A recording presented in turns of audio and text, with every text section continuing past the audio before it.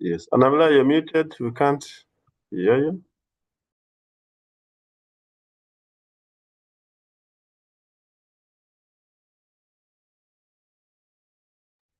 All right.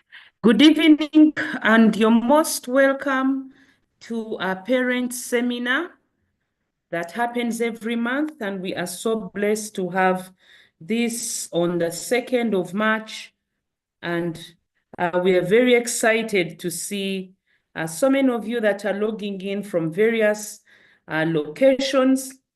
With us, we have a team organizers and also a team of family and friends that are logging in from all over. These are friends to our family network, and would want to thank you so much for that. Yes, we are very welcome, and I would want to kindly request us to get to the chat room and we introduce ourselves, your name and your location. Those are very important as we go ahead. Yes, I'm Annabella Habinka Dorothy, Professor of Computing, and I'm very glad to be your MC from Wakiso. I see we have John Paul. John Paul, you need to alert us. Okay, John Paul, yes, from Pererwe. You're most welcome. Jackie Havasa has logged in from Seguku. We have Sydney. Sydney has logged in from Bwebaja. Fiona has logged in, Fiona Gumisiriza from Namungona. And wonderful. We are moving on. We see our numbers are catching up. We are currently 14 of us, and it would be such a good time to begin with an opening prayer so that we can get time to dwell in a discussion for the day, a very wonderful, interesting topic. And we already see our speaker is already in the house. And definitely feel at church, feel at home, feel at a family life network where God is able to transform lives. God is able to speak to us from our day-to-day experiences. And we learn from the Bible. We learn from the Bible and we put Christ at the center of it. So I would want to invite us to humble ourselves, and we have a word of prayer. And so, Almighty Father, our loving King, we thank you for yet a beautiful day, a new month. This is the day, the month, the year that you have made. We will rejoice and be glad in it. Your word says that where 2 or 3 are gathered, in your name you are. Father, the cause is good, the cause is right, and you're right in our midst. Come and take total control. Lord, continue to call upon all the members that are to be here to learn as a family. Lord, gather them, remind them of the time that they will be able to respect it, be able to show up. And Holy Spirit, we invite you, come and take total control. Before you, we place our program, we place our speaker, Madam Sarah Byamukama. Lord, we pray that you will take full control, and everyone that is going to ask any questions, we pray that Holy Spirit, you'll keep us alert. We speak to the waves to be fine, to be sound wherever they are. They need to be still and listen, because God is in charge of this session. For in Jesus' mighty name we have prayed with thanksgiving, and everybody says, Amen. Amen. Yes, you're most welcome. And again, I continue to encourage us to feel free, keep on introducing ourselves as we go on. We are currently live both on YouTube and also Zoom. And let's keep names coming in. Yes, we have Martin Mutibwa logging in from Wakiso. Yes, we are so blessed. We are so blessed. Wow, wow, wow. Anita has logged in as well. We have Diana. We have Grace. We have Honest. My goodness. What a blessing. Julian, you're most welcome. Birunji, Amando, you're most welcome. Please feel at Family Life Network where God is on the throne. Honest, Herbert, Kachiza from Wakiso. Yes, Fiona, Kulabako, Olivia, Mary, Shalon, Lynette. We are so excited. Joanne, thank you so much for logging in. We are so excited and we are set to begin. One of the most important things we learn and know about a family network is that within this network, it's a neatly tied together family, and we spend time in the Word of God, being guided by the Bible as the key core basic, and focusing on a number of activities. One of our main activities that we focus on, will invite Jackie to shortly give us some testimonies and talk about a creative parenting course. It's one of those that we run annually, and currently she will tell you there is a group that has just begun and it's never late to join. I think today was just the orientation that they are having. And so please feel at Christ, feel at home. It's a place where like minds are able to meet, minds are able to think alike, and able to get ourselves realigned to the basics, to the origin that the Lord has in store for us. Other programs that do exist with the Family Life Network include a program that we usually have with the children and the teenagers, and that program goes on nearly quarterly in several schools, universities, with secondary schools. A recent one was at Green Hill Academy in Chibuli, and others take place in different parts of the country, and will keep you very informed about different programs that we do have. And with that, would want to continue to thank you very much. Thank you for logging in. Today we have a very interesting topic, where we are putting our minds together and would want to look at issues concerning handling of examination results. We recently received our results. P7 results came through this year. We received O-level, and A-level is around the corner. Doesn't really go beyond the first week, maximum second week of March. They release the results. And so there is a lot of anxiety, and we want to look at those issues and hear what from our expert, our educationist, on what our issues are. Without wasting time, I would want to invite Jackie. Jackie Habasa, you're there. Kindly unmute and get us to our CPC testimonies and an update on our orientation, and equally give us details concerning how can we join, because even some of us who are alumni of the Creative Parenting Program are very interested in retraining, in retooling. Every other session is something that it's a must attend. It's a must attend. There is something fresh, something new, a whole set of experience. Jackie, over to you. Thank you, Annabella. Thank you for that wonderful introduction. I think you have literally introduced what Family Life Network is all about.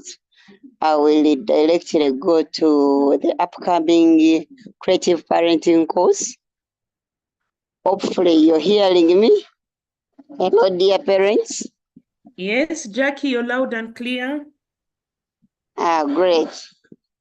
Yes, we have an upcoming, I don't know, I may call it a cohort or a semester But actually, it is like a term because it takes 3 months. It is 26 sessions. I will say something little about it. The ones who are so much interested in it, kindly feel free to inbox me and we can chat a little bit more, because really it is not something that you just hear once and understand it. You would think parenting comes automatically, but it doesn't.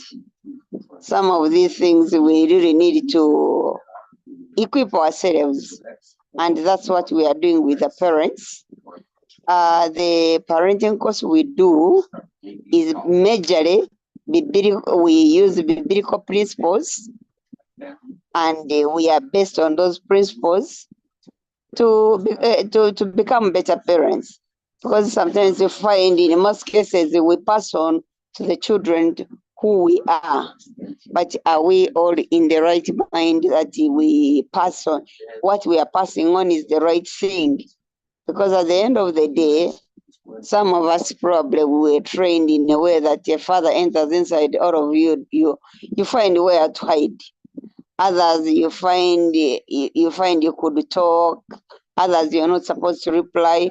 But today's children are not trained that way. So usually this parenting course, we start with dealing with ourselves as parents, and that is self-discovery, family relationships, and a little more when you get into details about it. This semester has 26 sessions, and every week we do 2 sessions per week, Tuesday and Thursday, from 8 p.m. to 10 p.m. and it's totally online, like it is virtual completely. We do not have an interface. We do everything virtually, and yes, it will take 3 months, and majorly that's what it is all about. Those who would be interested in knowing more, kindly feel free to inbox me and we talk more about it. I do not want to take so much time on this. I know there is so much that is in stock for you today, and we are taking just a few hours to deliver that. On top of what we are delivering today, like Annabella said, we do parenting, we talk to the children, the young people, teenagers, and counseling. But then on the other side also we do advocacy. Anything that affects the family life network is there. So even today we shall be talking about the bill that is in the offing of 2024, what is all about. Mr. Stephen Langa will be discussing probably some of the issues that are in that bill. I'm sure some of us are interested in knowing. As a parent, one of the things we cover is basically social responsibility of a parent. You can't look at the child and say, "This I don't care. It's not my child." Tomorrow, that child may be brought to you as your daughter-in-law or your son-in-law. So ideally, social responsibility is very important. So I'm looking forward to also learn. I can't say I've learned so much, though I've attended so much, but every now and then there is something to learn. So I'm looking forward to learn from you, also the other members of the group.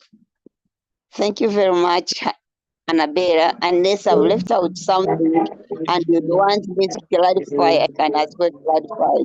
Thank you. Okay, I know, Jackie, you'll be sharing with us some information, at least in the chat room, for some of us who are interested in attending this creative parenting course. It's something that we all need to do I attended and life has never been the same again. Yeah, actually, at the end of it, we are also going to have a testimony regarding this creative parenting course. I know there is a parent who asked me and said, "Does this thing work?" I said, if I told you it works, you may say you're just marketing it, but you will get a testimony. The beauty of it is that our facilitator today also has gone through the same training, so she really knows what it has done to her family. I believe she will be able to also share what she learned from the creative parenting course. Our person who is supposed to give the testimony, I will let you know when she's logged in, so that she can give us her testimony at some point regarding the parenting course. Thank you.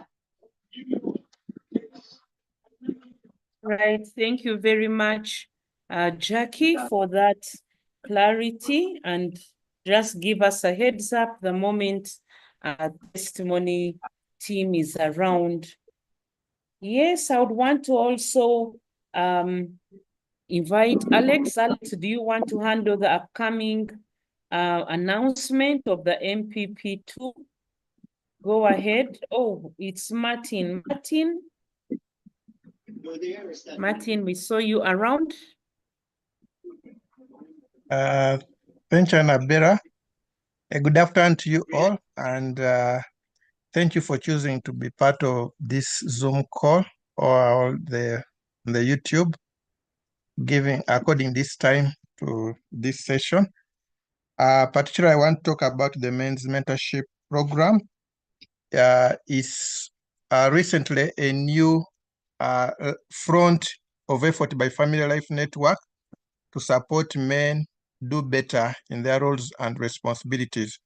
We'll be having a second cohort that will be running from March, this month, mid-March, particularly that date of 15th March to be for orientation, and thereafter have 8 sessions to run, and those 8 sessions will be running after every 2 weeks, effectively from 29th March after the orientation, that will be on 15th March.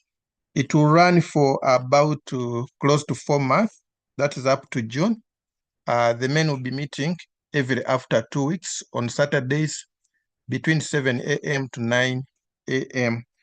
Why is such a program in place? It came on board as a demand following some of the parenting seminars, but also to support men to be able to perform better in their roles and responsibility given the challenges that surround the family and the society, especially the challenging trends of alcoholism, issues of corruption, issues around the children and how well they are being raised, issues of mental health, issues of depression, the crime levels, issues around sexuality. So it's about to equip men how to perform better their roles and responsibilities in such a way that is preventive, curative, and also equip men to be of support to others. It's an online arrangement for every 2 weeks, but I must also say that's a work in progress. Over time, it will be improved with also interfaces whereby men can have deeper discussions and engagements. And part of what goes on is sharing experiences of how others are getting better or overcoming situations, and also men opening up for support, as well as tapping into other networks which can help them to play their roles and responsibilities in a better way. So I want to encourage the men that look forward for this. It will add to much value to your life and how you relate with at your personal level, your family, and society. And there are many experienced facilitators that take us through that. And we have also shared the details of the link on the chat. I encourage you to take advantage of that. Thank you so much. May God bless you as we get into the other segments of this meeting. Over to you, Annabella. Oh, thank you very much, Martin. Yes, Jackie? Jackie, are you there? I see your hand is up. Yes, I'm sorry I'd forgotten something small regarding when the parenting course is starting, the March intake. We are starting next week on Tuesday. So those who are interested in joining, kindly, if you can join, if we can register early and join early, the better than finding when we reach a point and we can't intake you until the 3 months are done and we recruit others. So those who are joining us, please feel free to engage me, and then we can see how we start on Tuesday from 8 p.m. to 10 p.m. online. Thank you. Wonderful. Thank you very much, Jackie, for that detail. And I see you'll equally get us your number. There is a number we have here for Parenting Network. They can get us some guidance in the chat room. There is a notice for the males mentorship. I imagine also one for the CPC will shortly be shared. As well, we need to get in and equip ourselves with the Word of God in the 21st century and how it's done in a proper way with the Bible at the center. Wonderful. This time I would want to invite Elder Langa, founder of a family network. Family Life Network is Elder Langa and Mama Beatrice. We are always grateful. We thank you for hearkening to the Lord's word and calling and setting this up. Elder Langa, just to confirm, are you online? Would want to invite. Yes, I'm online. Yes, I'm Bless online. you, Papa. A briefing on the Marriage Bill 2024. Over to you, Elder Langa. Thank you. Thank you very much, Annabella, for leading us so well, and the other MCs and supporters. Thank you very much, Jackie. Thank you, Martin. Thank you, Alex, and others who are supporting in different ways. Happy new month, and it's wonderful to be with you again, dear members. And I'm glad to just take a little moment to bring to your attention something that is of importance to us as parents. You know, since this platform we have here every month is a parents platform, usually when things come up and emerging issues which affect parenting, which affect families, which affect our children come up, there are legitimate things for us to talk about, and they're legitimate things for us to actually discuss. And so we decided to just take a few moments to bring you up to speed on the Marriage Bill 2024 and a little bit on the Sexual Offences Bill. Now, these are two bills that were brought to Parliament last year, that is 2024, in the later part of 2024. Now, for your information, the marriage bill was not the first one. This country has been battling with the marriage law for quite a while. Actually, it's said about 40 years. And in the most recent past, one of the things that came up was the Domestic Relations Bill of 2003. They tried to pass it, but then it had so many things that were not proper. And then that was put asunder or put aside, dropped. Then after that, another one in 2009, the Marriage and Divorce Bill was also brought. And that one was almost passed. But again, there were things that were not really, really good in it. And the church, I remember at that time, through UJCC, wrote to the parliament and said, we distance ourselves from this bill. It's not a good bill. It's going to break families and so on. And so that bill was dropped in 2000, around 13, 14 there. So it is now, after that, when that bill was actually, it died a natural death, because at that time, the parliament was, while it was the middle of parliament, the speaker then asked the members of parliament to actually go. She gave the parliamentarians 2 weeks to go and consult the people so that they should see whether do we really need this bill or not.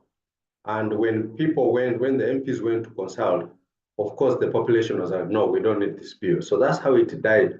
And even at that time, the NRM caucus came out and said, we don't want this bill. So that's how that bill died a natural death. So now, the new one has come. This is the Marriage Bill 2024, which has been worked on by Honorable Sarah Opendi. Now, I don't have time to go through why the family is important, but I think at least this one here, you need to know that the family is so important because as the family goes, so goes the nation and the world as we know it. And marriage is a very big component in the stability of the family. So now, some of the contentious things are the following. Number one, this new marriage law is asking civil marriage, which at the moment is purely monogamous, that it should be polygamous as well. Now, these are the ones that are conducted through, those days used to be the RDC, but now through, still similar offices, but civic.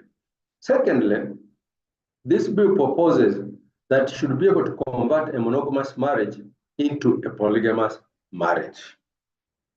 Now, what that means is that, for example, Christian marriage is monogamous. But this one is saying in some of the clauses that you can actually, a man can decide, I'm now tired of this Christian marriage, and I can now get another woman and can go ahead and do so. Thirdly, this bill is proposing that when a man has a child outside of marriage, it will automatically be presumed that he has married that woman.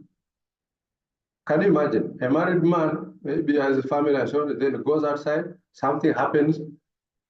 This law wants it to be presumed that any woman who has a child with that man, it will be presumed that she is married to the man in terms of property and in terms of child care. So that's the third thing. Then the fourth thing is that divorce from another jurisdiction should be recognized. In other words, you can be here and it is very hard to divorce your spouse. And yet in London, it can be easy. So you just go to London and divorce from there. And once you divorce from there, it should come, the Ugandan law here should be able to recognize it. Fifthly, irretrievable breakdown of marriage. This is what they call no-fault divorce. In other words, you wake up one morning and I'm tired of this marriage, and you just go and apply for a divorce. You don't need to prove anything. You don't need to give any detailed reasons. No, you're just tired. You're fed up now. You are this. I cannot live with this man. I cannot live with this woman. Now, this is one of the things that actually has broken the marriage the marriage and families in the Western world, because they came and adopted this. Before, it was very hard to do a divorce. Even now, our present law make it very, very difficult, and that is good for the country. But when you make it that you just wake up, in others, the marriage will be like a taxi. I'm getting out there, and you get out. That cheapens the marriage institution. It cheapens families. It will break families. It will break the family institution. Next, this law allows a minister to just wake up and can determine a new kind of marriage, which is not even recognized in Uganda, by the stroke of a pen, by power, by the minister alone, on his own or her own. That is very, very dangerous, leaving the country very, very vulnerable. And then the last one there, although there are many other things, says that this bill makes marriage to be more about property than a lifelong covenant between a man and a woman. So much about property.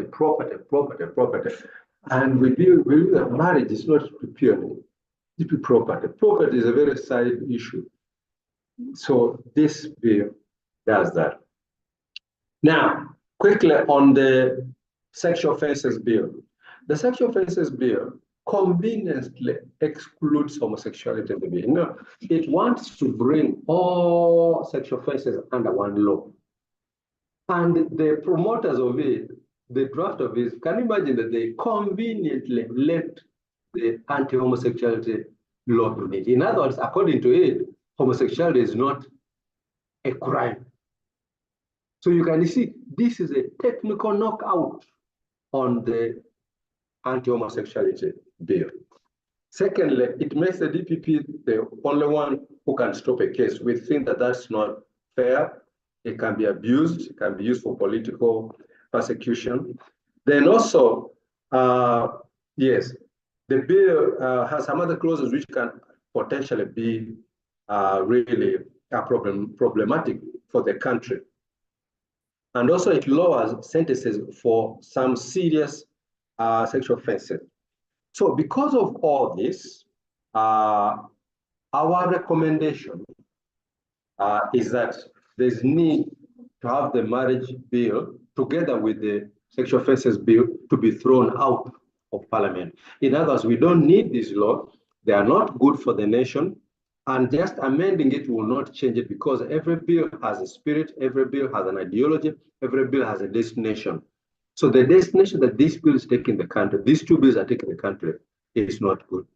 So our recommendation number 2 there is to allow for new bills, actually a new bill to be brought in, which has the right ideology and so on. That's what we need now. And some of us are ready to participate in making that possible. Then we ask you as parents to lobby your MP to encourage them to throw that bill out and also sensitize other parents.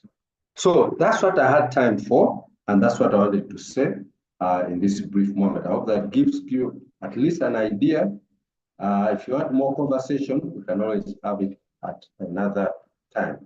But for now, I want to say thank you very much for for listening to me, and over to you, Annabella. Wow, what a blessing. Thank you very much, Elder Langa, for that exposition and at least for that high-level summary with a clear meaning of what this bill is and the issues that matter to us.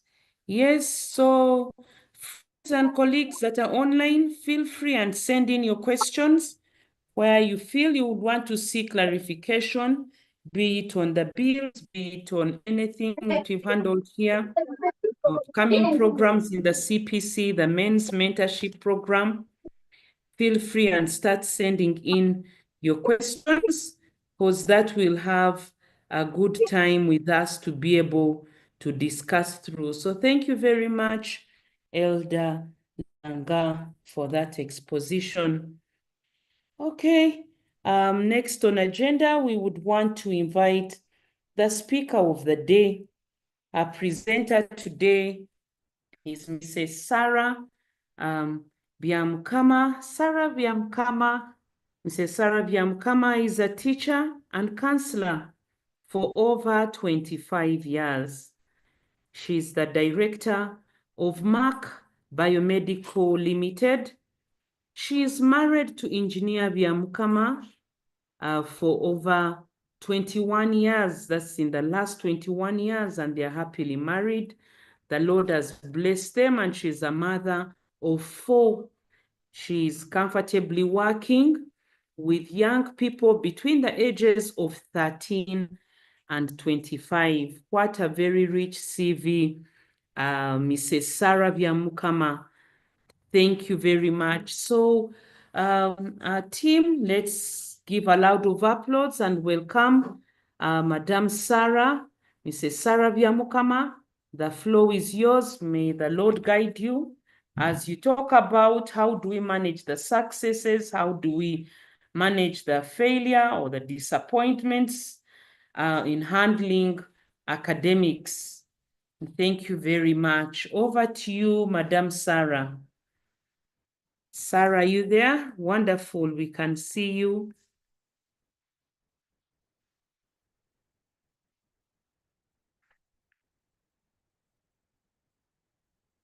Yes, kindly unmute, Mrs. Sarah. I'm sorry. Good afternoon, ladies and gentlemen on a call. Good afternoon. You're loud and clear. We can hear you. Proceed, Mama. My name is Sarah Mirembe Byamukama, as it has been said, but it's strange. We just had a power cut here a while ago. So we switched from home Wi-Fi to telephone Wi-Fi. So we are trying to get it back, like to connect to the right Wi-Fi.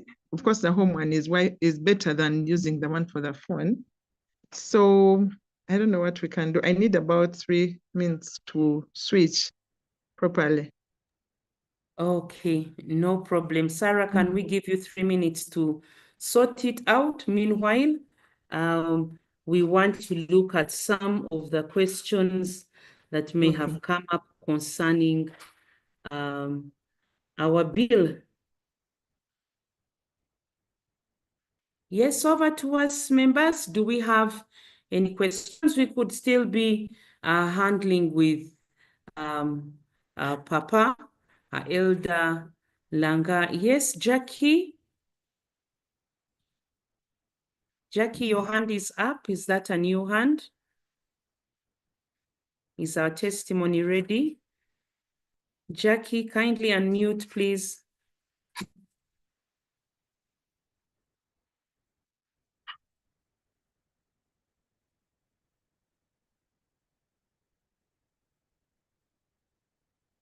Okay, Jackie, as you get yourself unmuting, I would want to still indulge us in these 3 minutes. And Mrs. Sarah, feel free the moment you are set, kindly join in.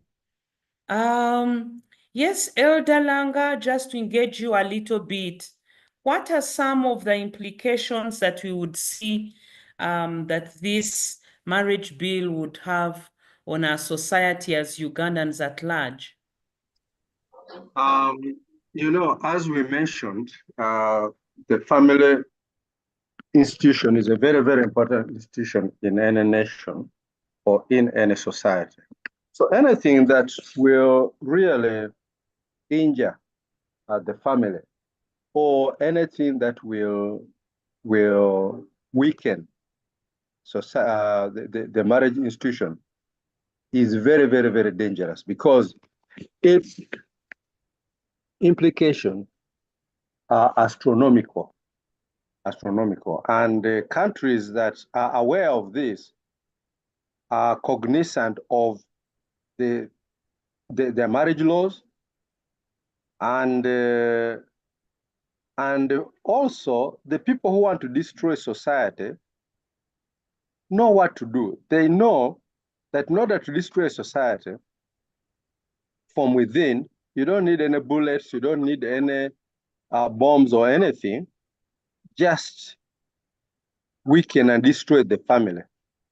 And once you destroy the family, the whole society will just come crumbling down. So that's why the law that governs marriage is very, very, very essential. Because marriage is the foundation of a family. If the marriage is strong, then that family will be very strong. But if the marriage is weak or in tatters, then that family is going to be in tatters as well. And therefore, the whole community or the whole society is going to be in tatters. So that's why we need to take the issue of the family very, very seriously. And maybe what I can caution here is this, that when you are solving a societal matter like marriage, something which is governed by principles, then it is very, very important for you to make an intervention that is cognizant of those principles. Otherwise, if what you make is not cognizant of those principles, then you're just going to make matters worse, which is actually what this law is going to do. This law is going to make things worse than they are already. An example was one time when in the US, when there was a lot of poverty, especially among the blacks, there was a lot of crime, there was a lot of discrimination and so on. So in 1964, President Johnson of the US decided that he wants to come up with a solution, a social solution that's going to sort out crimes, going to sort out poverty and all that. So he came up with a program where single women were given money. So these women would be given money and they would send their intelligence to even check. If they find that there's a man in that home, the woman would not qualify. Her application would not go through. So what that ended up doing was that women started chasing men. They would throw out men, and single women decided to start having children out of wedlock in order to get that money. So guess what the result was? The result was more, first of all, fatherlessness, more crime, more poverty, more brokenness. I mean, the list continues. And that effect is there up to today. So what was the problem? The intention was good, but the outcome of the intervention was bad. So yeah, we have many challenges in our marriages and so on. Yeah. We know, and I think we've shared some of those negative statistics here. Yes, we know there are problems, but you should not bring an intervention that injures or rather that violates the principles that make a marriage work. So I don't know that answers something, but that's what is happening to this bill, and that's why they are a very big threat to our community and to our society. So we need to reject it so that we enact good laws that bear in mind principles that run the family institution. Thank you, and over to you. Okay, thank you very much. A follow-up question here from Martin. Elder Langa, how involved is the Joint Christian Union involved in this time in throwing out this current 2024 marriage bill with its current gaps about the marriage institution? A very, very good question, and I'm glad you've asked it. Things have changed over these last number of years. The Uganda Joint Christian Council has gone through some kind of challenges, financial challenges, and so it was kind of limping. But I'm glad to report that as we're talking now, it is actually being revived. Steps are being done right now to actually revive the UJCC. So hopefully it's going to come back in time to be able to make a presentation or to bring their voice to bear in Parliament. So maybe that's an item of prayer. Yeah, let's pray about it, that some things begin to happen in that direction, but the council has been weak. But as I said, the good news is that something is beginning to happen, and hopefully it will catch this thing before it goes too far. Over to you, Annabelle. Okay, thank you very much, Yes, Elder. Annabelle, Jackie? yes, Jackie, I'm go back. ahead. The host had an issue. I think I couldn't unmute then, but now I'm able. The person who was supposed to give the testimony is now available regarding the parenting course. So I don't know if it is still necessary or there is no time. You can guide me on that. I think we could allow for some 2 minutes. Sarah, will 2 minutes be helpful for you to get yourself together? I see Sarah is now offline as she's trying to switch around. I think that is timely, Jackie. Okay, that's okay. I think she's also hearing. She's called Joy Abo. So hopefully, if she's hearing, she can unmute and give her testimony. Thank you. Thank you very much. Over to you, Joy Abo. Hello, parents. How is each one of you? I hope you can hear me clearly. Yes, you're loud and clear, Yes. Joy. Okay, thank you. As has been mentioned, my name is Joy Esther Abo. I am a mother of 3, 2 boys, 1 girl. They are in order of ages 17, then 16, 14, and then 11. So I joined the parenting course last year, and it's one of the greatest investment I've made in regards to parenting. And I would urge anyone who has not yet gone for that class to do so for a number of reasons. Number one, the parenting course is a 360-degree one. It doesn't just look at parenting in isolation, in a vacuum. It looks at the worldviews, because it's from that worldview that determines how you will parent your child. So it will look at your worldviews. It looks at you as a couple, as a married couple, and then you as individuals in that relationship, and then looks at your child at the different stages, because the way you parent a toddler is different from the way you parent a preteen, different from the way you parent a teenager. There are some things that run through, for instance, that God is the foundation of it all. So at the bottom of it all, you have to have scripture, but there are techniques and tactics that you'd have to look at differently. For instance, you'll be empowered. You look at the child. There's a way I will talk to my toddler and say, do this, and they'll do it without any question. Then when I tell the teenager, do this, and they'll say, why, mommy? Why should I do it? And then the course equips you and says, so when my child is at this different stage, how do I treat them? How do I relate with them? How do I speak to them? The course also looks at the influences of the world, because again, we're not raising our children in a vacuum. They are in our homes, but they are going out to the world. In the world, for instance, there are aspects like porn all over the place. There are aspects like homosexuality all over the place.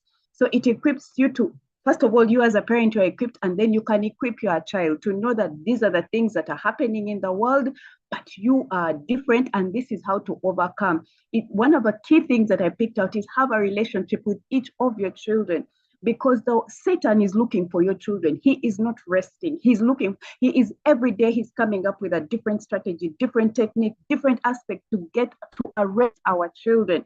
And so if we don't have a relationship, our children do not come to us first. They go wherever Satan is directing them. So this course teaches us how to develop that relationship, how to maintain that relationship, and also where to get help. The things that the course also deals with other issues. For instance, problem solving, conflict resolution. It deals with self-discovery, because in terms of self-discovery, we were parented different. We were raised differently. Our age, in the age we were raised, things were different. But now we are raising children in a different age. So you do that self-discovery, say, these are my influences. This is what's driving me. This is what's not helping. This is where I need to change. And this is what I need to adopt. And when you pick up those things and when you're practical about them, there are things that change. I mean, there are things that personally, I'll give an example, like there were sometimes I would have a little bit of issue with the father of my children. And then I would be like, this is the last time. Like get upset with him. And then get back and say, so in my being upset, how is this helping the children? We want to give him a cold shoulder, want to say, I don't want anything to do with you. And then say, but how is this helping the children? So personally, there would be days I would have to eat humble pie and say, okay, I'm angry with him, but this is not important. This is not the issue. The issue is the children. So how can I deal with my conflict with him? Or how can we deal with our conflicts so that it doesn't affect the children? So those are some of the things that we are picking up on. And also there's a lot of peer-to-peer learning, because at every session, you will review what you did in the past, in the previous week, and then you learn from one another, learning from how they apply the challenges, because even in some of the challenges, some of our issues, they come through the challenges that others are experiencing, but also you learn and say, okay, right now I don't have teenagers, but I think that is a tip I am picking, that when that stage comes, I will be prepared. And so they're looking at so many, it's really a rich course. It's really rich for you as a Christian, rich for you as a spouse, as a couple, rich for you as a parent, and even so the other aspects, because if your home is settled, if your children are settled, it even gives you a testimony when you are standing up and talking about how to raise your children well, and there's evidence that you are actually on that track. Your testimony is different from when I'm talking about how to raise my children well, and my children are vagabonds, they are wayward. They will say, but how are the two connected? So this course empowers you. And about our facilitators, they are well equipped. They will answer your questions. They are not like those teachers who tell us that I will answer that next week. When next week comes, they say, maybe next week. No, they will give you practical tips. The other thing about this course is it's practical.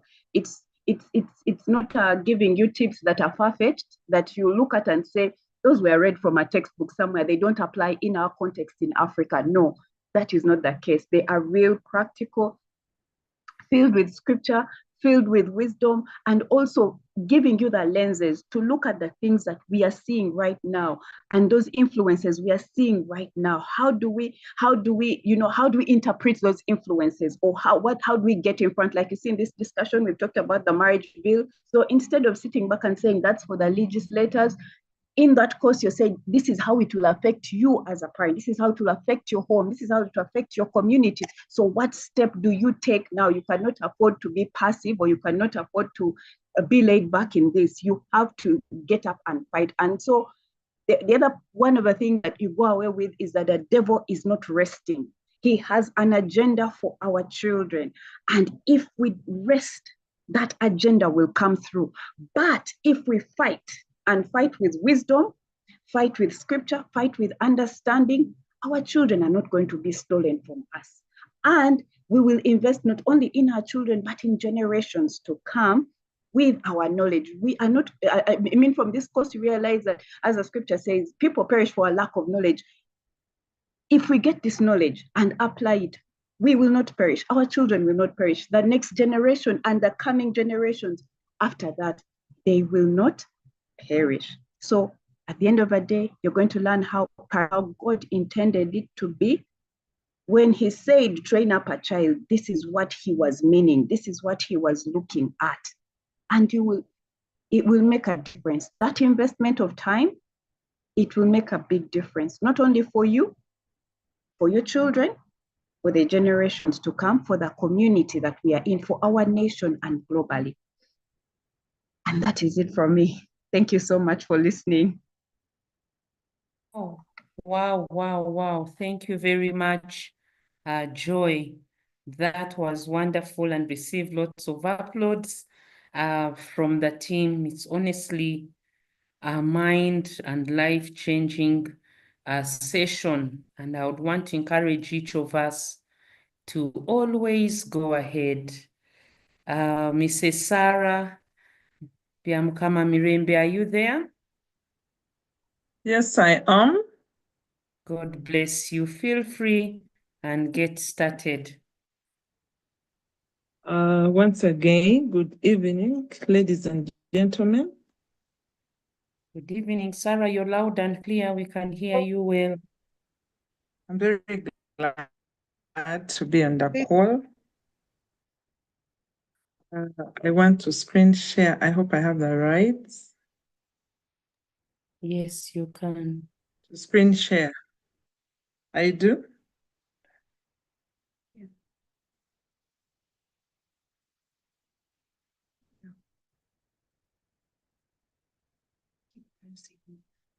So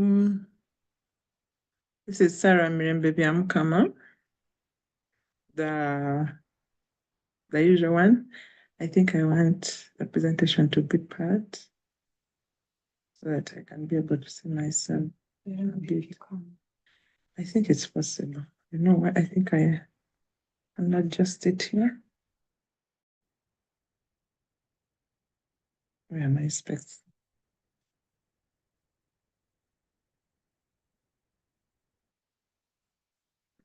I'm trying to. I hope I can have my screen in such a way that good video.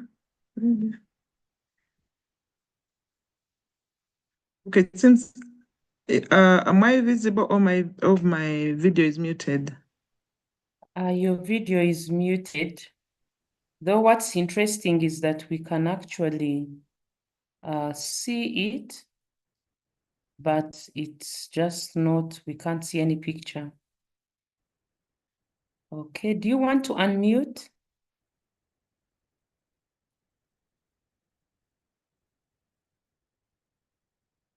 Mrs. Sarah, do you want to please unmute? Go ahead.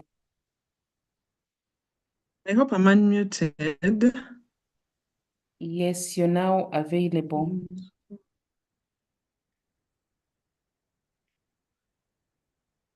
We'll do with voice. I can't see a way of putting my video back. If I'm able to talk, and I hope that this presentation is visible, it's okay. I think people, in brackets, success, all of it. Okay. I'm a teacher, I'm a counselor, I've worked with very many young people for the last 25 years. It's that thing which maybe for the first 15, but still circumstances would take me back. So now 25 years later, I'm like, it's okay. I mean, I'm comfortable with young people. While many people are disorganized by young people, for me, I think I'm good to go. When I'm with young people, I feel safe. Must I kind of go and put on this gadget, but in another room, such that in case this connection goes off, you probably see two gadgets with the same name, but the reason I do it is just in case this one goes off, I would like continuity. So, exam results. I believe we are all familiar with what is available in our country as Uganda. We have summative exams after 7 years of primary school, and we have another summative exam at the end of senior 4, and then we have another summative exam at the end of senior 6, and probably we'll go somewhere. Some of us branch off at senior 4, but some people branch off at primary 7. Another bunch branches off at senior 4. Some completely get out of school, but others go to certain other courses, and then senior 6, and some people really branch off. Some actually end their education there. No wonder a requirement to stand for parliament, for parliament in this country is senior 6. We all know that. Like you can, as long as you've done senior 6 and you present it with your documents applying to stand for a position in this country, you will be accepted. Very unique thing. So And then when we go to college, say we go to do diplomas, even certificates, when we go to do some certificates and when we go to do diplomas and when we go to do degrees, there are other exams that are like summative in a way, that are towards that qualification you're working towards. For example, if you're going to do a bachelor's in this country, most bachelor's on average are 3 years courses. So in those 3 years, you will probably have 6 semesters. So at the end of each semester, you have an exam, which you will not. If you pass it, it's done and you move to the next one. So you have those cumulative grades and eventually you graduate with this degree. So at your graduation, they will be saying, maybe she has a first class, an upper second, a lower second, a past degree. But actually, you've been doing exams. The difference is the media is not interested in your semester exams. And I'm logging onto this Zoom. The media is not interested in how many people failed first semester exams, how many people failed first year, second semester. No, they don't care. The media does not. But actually, we continue doing exams. So as I speak about success and failure, if you're on this call as a parent, I want you to pay attention to your child and ask yourself, why are we so bothered if the child has a 4 at P7 or an 8 or a 30? Why are we so concerned? Is that the biggest thing there is? Is that the last exam the child is going to do? Or are we actually responding to media pressure? Mercy, out of this room, please. Because if it is in this room, it will interfere with the Zoom. So what's happening is, I'm having feedback from the other gadget. Needs to get out of the room. Kindly take it to another room, please. So as we come on the PLE, we aren't only coming from USC,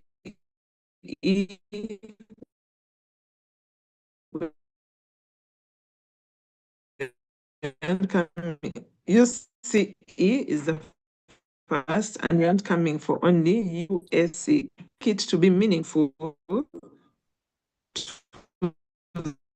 the children we represent. And if you're a young person and you're in this call, I would like this to be meaningful for you for a longer.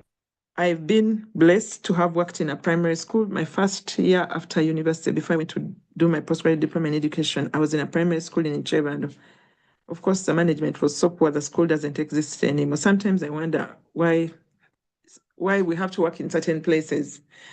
These are people who employed us as graduates, but the management was terrible. Of course, most of us went, but the school died anyway, eventually. But I had a chance to teach at primary school, and I realized that primary school teachers have to be in their classroom the entire day. Then after my postgraduate diploma in education, I had the opportunity to teach in a secondary school, 2 secondary schools, before I took a 10-year career break to raise my children.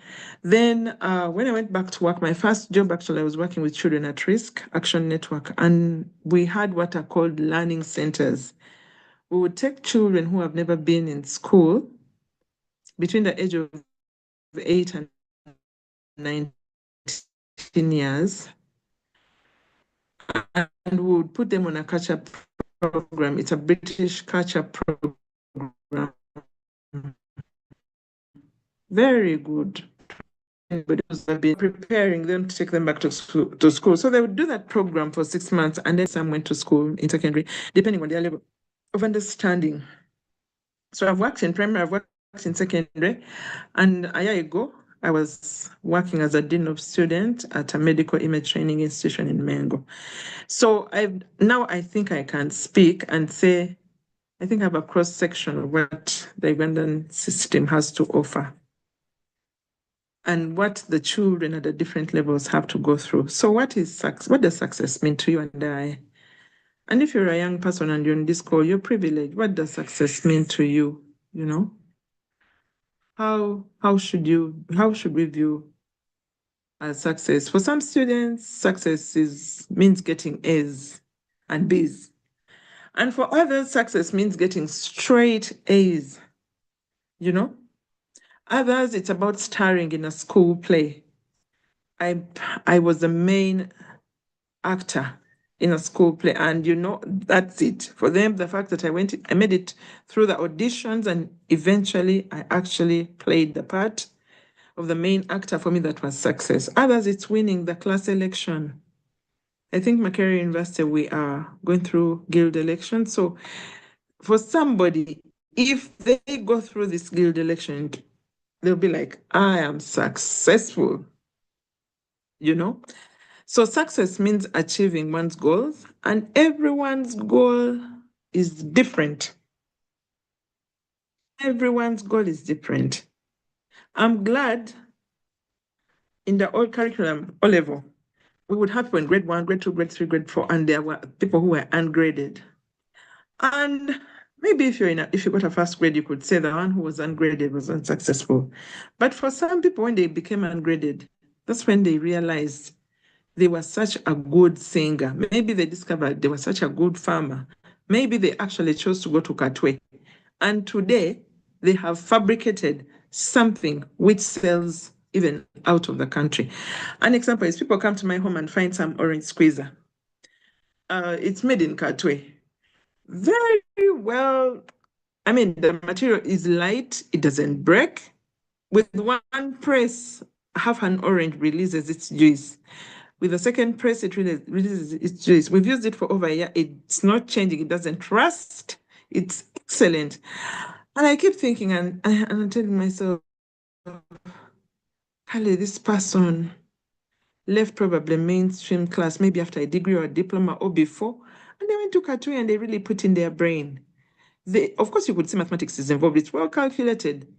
But finally, this product is, everybody who's seen it in my home has ordered for it. And unfortunately, the lady went for maternity leave. So some are waiting until she's out of maternity leave to get a copy. We don't know where to get them anyway. But success for that person is the breakthrough of that item. For me, I feel like it was a miracle. I think mid-Jan, I went to plait my hair and I arrived at the salon at 3 p.m. First of all, I called the lady and she said, don't come, maybe come tomorrow. But I was hard on time. So I told her, I have to come today. I have to plait today. So I went, and it's very far. And I chose not to drive, but I used the border on a long distance. I get to this place and we are seated. I enter and we're about 18 to 20 women. And the main people plating are about 2. The others do the preliminaries, but the people who really do the final good job are 2. I have never stayed in a salon from 3 p.m. to midnight to do hair. That takes probably an hour and a half. And each one of us was paying 120,000. And of course, it was a long hour, so we got hungry. There was a boy who was making chips, a fried egg, and very, very nice avocado, and he would give you juice if you wanted. I think you'd pay between 6,000 to 10,000. All of us ordered because we were hungry. That boy made money. Me, I felt that business was a successful business. The ladies who plated us, you multiply 20 women, and I arrived at 3. Multiply 20 women times 120,000. How much money did those women make? I think they are successful. Actually, I didn't have a car, so I came in her car. She drove me I live in Internet, so she drove me to Spear Motor. And I used a border to get home. So what am I saying? Success. We need to, each of us, find our own definition of success. That day I came back saying that woman is very successful. She and her sisters and their mom, the business is very successful. There is no doubt about that. So,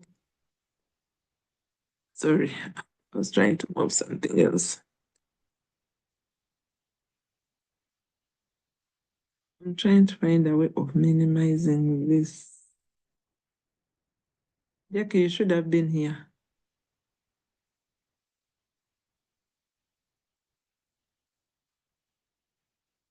Okay, I think this is better for me. So the truth is, your definition may never perfectly align with other people's.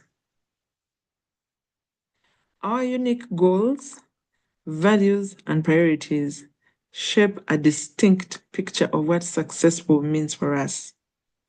This is why defining your success is not only essential, but also empowering. What is your definition for success? The sooner you embark on this journey of self-discovery, the sooner you can channel your time and energy into pursuits that genuinely resonate with you. Who are you? Who am I? I remember a few years ago, I taught a girl at A-level biology. We took her on. Her senior 4 results didn't look very brilliant. I'm being honest, like they could have been better. But she really, really wanted PCB. And for me, I just cued on that. She wanted to do sciences. So she was in my class in biology. And sometimes you'd mark her script and the answers are not exactly like, really, really brilliant.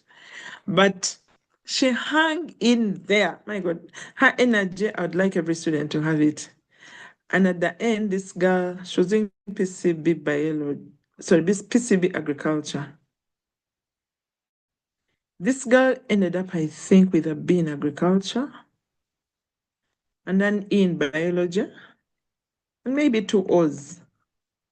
So if you count those points, she had a C in Greek, let's say C in Greek, an E in biology and 2 O's. So the E in biology is 2 plus a 4 in Greek, that's 6, 7, 8. I don't think she passed sub-math and I don't think she passed GP. So she probably had about 8 points, at most 9, maybe 8. So it didn't look very rosy, but let me tell you, that girl, because she had 2 principal passes, she was able to apply for a degree in environment management in Makerere. Girl passed environment management with an upper second. So she didn't have your 25 points. She had the marks looked humble, but she had a goal, a unique goal. Me, I'm a scientist. I'm going to do something science. As I speak, that girl already did her master's in environment. And that girl sits on very big agriculture funding bodies in this country. And I've been encouraging, I hope she has already enrolled for a PhD. I told her, you have to enroll for a PhD like your classmates. I used to say those things to them in class and tell them, go to Makerere, do any course in sciences, because I'm a science teacher. I'll tell them, whether they give you BSc, botany, zoology, go and do it and get a first class. Why? That first class will give you a scholarship anywhere in the world. And before you know it, when you get in that master's class, graduate top of the class or at least second top of the class so that you get a scholarship for a PhD. Many children I spoke to like that, they didn't make it to medical school because they probably didn't get 25, 24, maybe the Chitende people were getting them. But these kids went to Makerere and did their best. Of course, you can't do any science course in Makerere and you're picked by probably the Netherlands, my master's in the Netherlands, Sweden, and you go and fail. You cannot. So this summative exam, maybe at O level, at A level, may not shine too much, but your unique goals, your values, your priorities, they shape a distinct picture of what successful means for you. That's why I'm talking about self-discovery. Who are you? I'm very glad that girl never gave up on sciences. For me, I look at her as a star scientist. I'm telling you. So to me, as a biology teacher, the star scientists are not only those who get 25 points, and these days probably 20, probably those who get 15 and above. No, for me, and I've even furthered it now, that even if a child has 1 E in biology, and probably an O in physics, and maybe another O in chemistry, National Council for Higher Education put a provision, a child can do a bridging course for a year. And it compensates for the subject, which is important for their course, which they didn't pass at A level with a principal pass. And the child does it. When I first heard of it, I'm an educationist, but the first time I heard of it, I said, how can they make going to university very easy? Why didn't they do that in our times? Somebody told me, you were very few. You were very few. But now the children are many, and we have to make provisions for everybody to get an education. And when I saw children who come and you teach them basically one subject and they're not going to do a UNEB exam, they actually pass with distinctions, meaning probably there was a challenge, or they feared, or they were very traumatized because of this summative exam. Then also the schools are trying to tell them you have to pass, our school has to be seen in the papers. My God, I hate that statement. We have to be seen in the papers. Who are you? Who are you? And then people are quarreling. Okay, some kids who don't even have 4, their schools are putting their pictures in the papers. Yes, if for you in your school a 4 was what success means, my dear, for us in our school, a 10 means success. You don't know what we went through to get our 10. I hope everybody on the call understands me on that. I am this very interesting teacher because I have to have space for all kids. So I've seen kids come with 1 E and maybe OOs, and we'd make them do bridging courses, and they would enter the imaging courses I was telling you about at degree level. Let me tell you, if a child comes and does a bridging course and passes with a distinction, those children are able to settle in class and pass. I've also met children at college. First year, very poor CGPA. Second year, very poor CGPA. So I sit down and tell these kids, don't you know how these things are counted? Let's count them together. So I show them what we do. And they're like, yeah, madam, you mean that's what it means? I'm like, yes. They go back to class. You tell them now, you need to do all your papers which you've done badly. Don't take on new courses. Don't pay fees for a semester. Just pay exams money to do your retakes.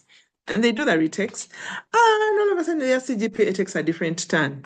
Then they come to you and ask you, hey, I passed the things I did last sem. So now what do I do? You tell them, no, just continue now with your normal course. Just do your normal courses of a semester. And some of these institutions, the courses are 4. So he concentrates on the 4 courses, of course, with the reading methods you've given them. By that time, I've done an assessment with a child. So I tell them, for you learn by looking at pictures. You learn by listening to the information through your ears. You learn by touching. You want to go to the lab and you touch the ultrasound machine. That's how you learn. So they go and do exactly what we've agreed in their counseling room, and their CGPAs are better. So what would you say such a child is a failure? Me, I wouldn't think such a child is a failure because the summative exam at S6 wasn't very good for them. But guess what? They've put in their all at college. They've probably found more supportive people like the kids who met me as a dean of students when I was in Ekiri, they had a blast. That one, I can put my hand. I gave them my all. I gave them what I could give them, and I even gave them to do my ultrasound scan. They went to do my CT scan. The ones I was there helping to read, I absolutely would allow them to work on me because I know they got their thing. And by the way, some kids are late bloomers, some kids are early bloomers. Some kids will struggle in primary and probably struggle in O-level, then they wake up in A-level. I've seen that happen also. Or wake up at university and they perform. So self-discovery, something I learned from Family Life Network when I went to do the parenting course, is very, very, very key. And at all points, I'll tell you my story later when I'm about to finish. So some define it as a state of or condition meeting a defined range of expectations. It may be viewed as the opposite of failure. So the criteria of success depends on the context and may be relative to a particular observer or belief system. One person might consider a success what another person considers a failure. I've already said this. When I meet my OGs, they introduce me as a very brilliant person. So I look at them and say, but you've been doing bigger jobs than I've done in life, probably. And they insist, oh, that one, this one's a but. But what made me a but? After S2 exams, we were given, our marks were put on the notes board. And I was the 17th in the whole of senior 2. And I looked at the children, it was a girls' school. I looked at the girls from 16th position to first position. The only person I thought really had a right to be better than me was the first child. She had come with a 4. The rest me had come with an 8. So I was like, this one, I may not win her. She's really smart. But the other girls were tiny. Some of them I was coming from a better off family financially. Some of them, their parents were illiterate. For me, my parents were graduates from Massachusetts. So I was like, I think I have a better take at life. So I came back for S3, determined to read from day one. And that's what I did. I read from the first day. I remember the topic I read in geography on the first day of school. I even summarized it, the last slide I'm going to offer. So for me, I just did that. I found my right reading style. I encouraged myself. I counseled myself. I didn't know I was going to be a counselor, but I was able to counsel myself. I actually think I'm the first person I counseled myself. And of course, at the end of that term, out of the 10 subjects in senior 3, I had topped in 7 subjects, and there were gifts. The school was trying to find ways of making us work better, harder. So I was called out for 7 subjects, among which was chemistry. And when I had picked about 5 presents, the girls said, "Why don't you sit in front? They are going to call you again." I said, "No way." I went behind. So I had to come back to pick 2 more presents. But on that day, I realized I had left the Commoners League. I knew there was something about my life. But it's because for me, I woke up. Now, some of those girls didn't wake up in O-level and some didn't wake up in A-level, but they woke up after doing their first diplomas. At the diplomas is probably when they first read and they realized they were brilliant. They decided to proceed with their bachelor's, and probably some pursued academics. So much that they went on to get their master's and PhDs very quickly. Of course, it comes with a price. All the choices you make in this world have prices. Some chose to put probably starting a family later, and some chose to study. So it is about you. So they could have thought in secondary school they were not as brilliant, but it's because they were not putting in effort. So as I speak, I pray that when the YouTube recording comes out, young people can listen to it, because it makes so much sense when they can make a lot of amends at an earlier age, probably when we share the recording.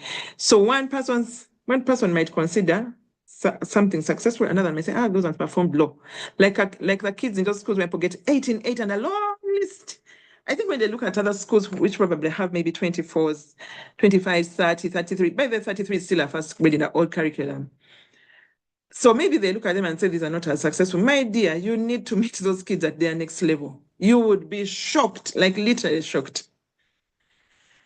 So some people say, well, but whatever definition of success you want to use, I've realized that there are 2 common themes that interweave all definitions of success. 1, it is subjective, and 2,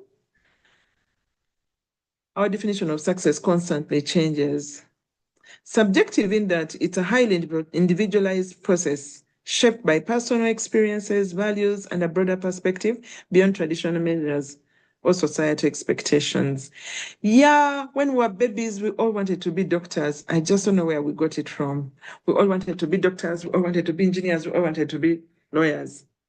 People, today, if you hear courses children are doing and flourishing, cyber security. Me, when I was growing up, there was nothing like cyber security. You could not even imagine it. We didn't know we would be on the internet and people would be trying to scam people on the internet or trying to steal people's money all over the place. Now, there are careers that don't yet have definitions that the children in primary are going to do at university. So it is highly individualized, and really, you can't even pin it down. Look at AI. Me, I go to class and my classmates keep telling me, you just mention it. For me, AI will find it for me. And I'm like, oh God, when I came to Makerere, there was no AI. Now I'm back to Makerere, AI is everyone. I'm like, who knew? Then our definition keeps changing. As human beings, we are always going through life changes. I did PCB. I wanted to do medicine. I didn't make it. I didn't qualify for Greek. It was my second choice. I was given BSc. And I was given botany, zoology, and biochemistry. And then I had no clue what biochemistry was. Even if I had concentrated on biochemistry, I'd be having a PhD today in biochemistry. And my dear, even the doctors fear biochemistry. So somebody needs to do it and teach it to others and probably do research in it. So through each of these changes, our viewpoints of success will also change, because success is not a fixed destination. Success is a journey. So as we continue, for that matter, I implore everybody to talk to their children to ignite their journey to success. Let's forget this thing of you didn't get a 4, you got a 7. So what? It's part of the journey. We are still walking.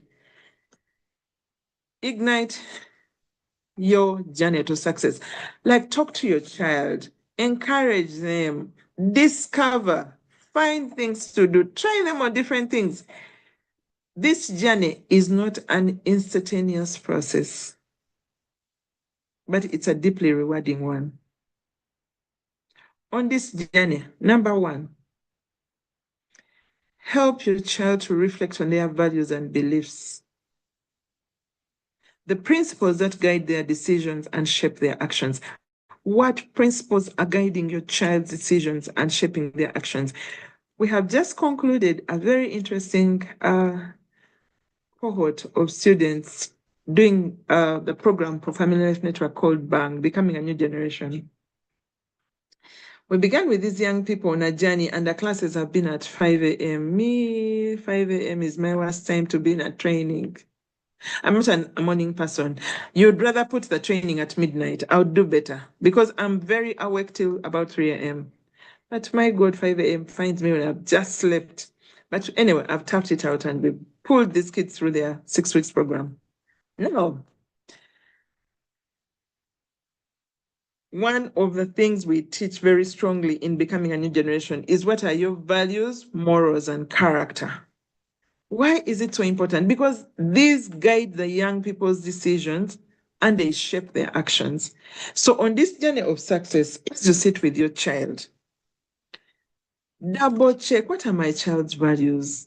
What are my child's beliefs?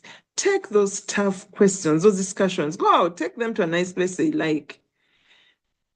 And ask and mentor and let there be values in shape so that they can create a personal manifesto highlighting their top 3 values. Please, and if you're a young person and you're the friend, do it for yourself. Create a personal manifesto highlighting your top 3 values.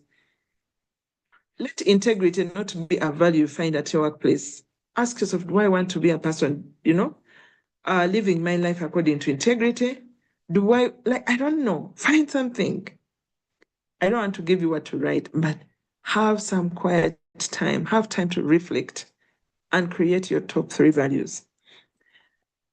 Next, still on igniting your success journey, map your journey.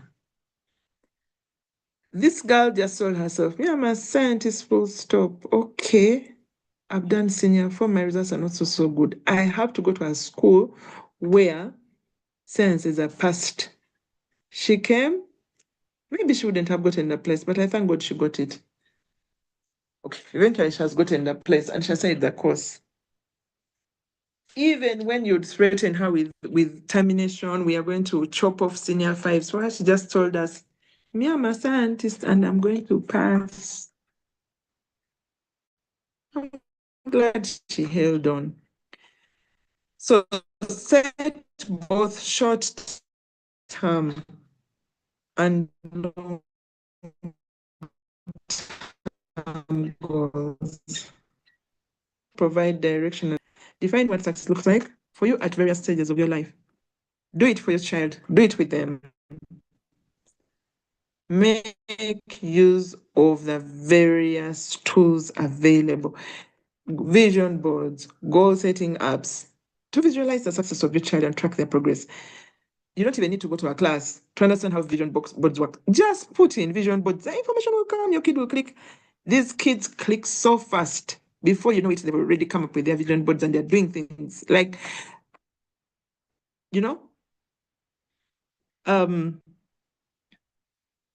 goal-setting apps. People have gadgets. People have smartphones, smartwatches. You can do these things on your different gadgets. So they're like, okay, this is what I want to do.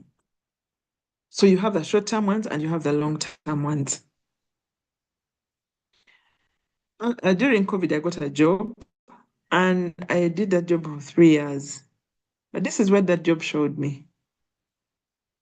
First of all, I discovered even extra skills I didn't know I have.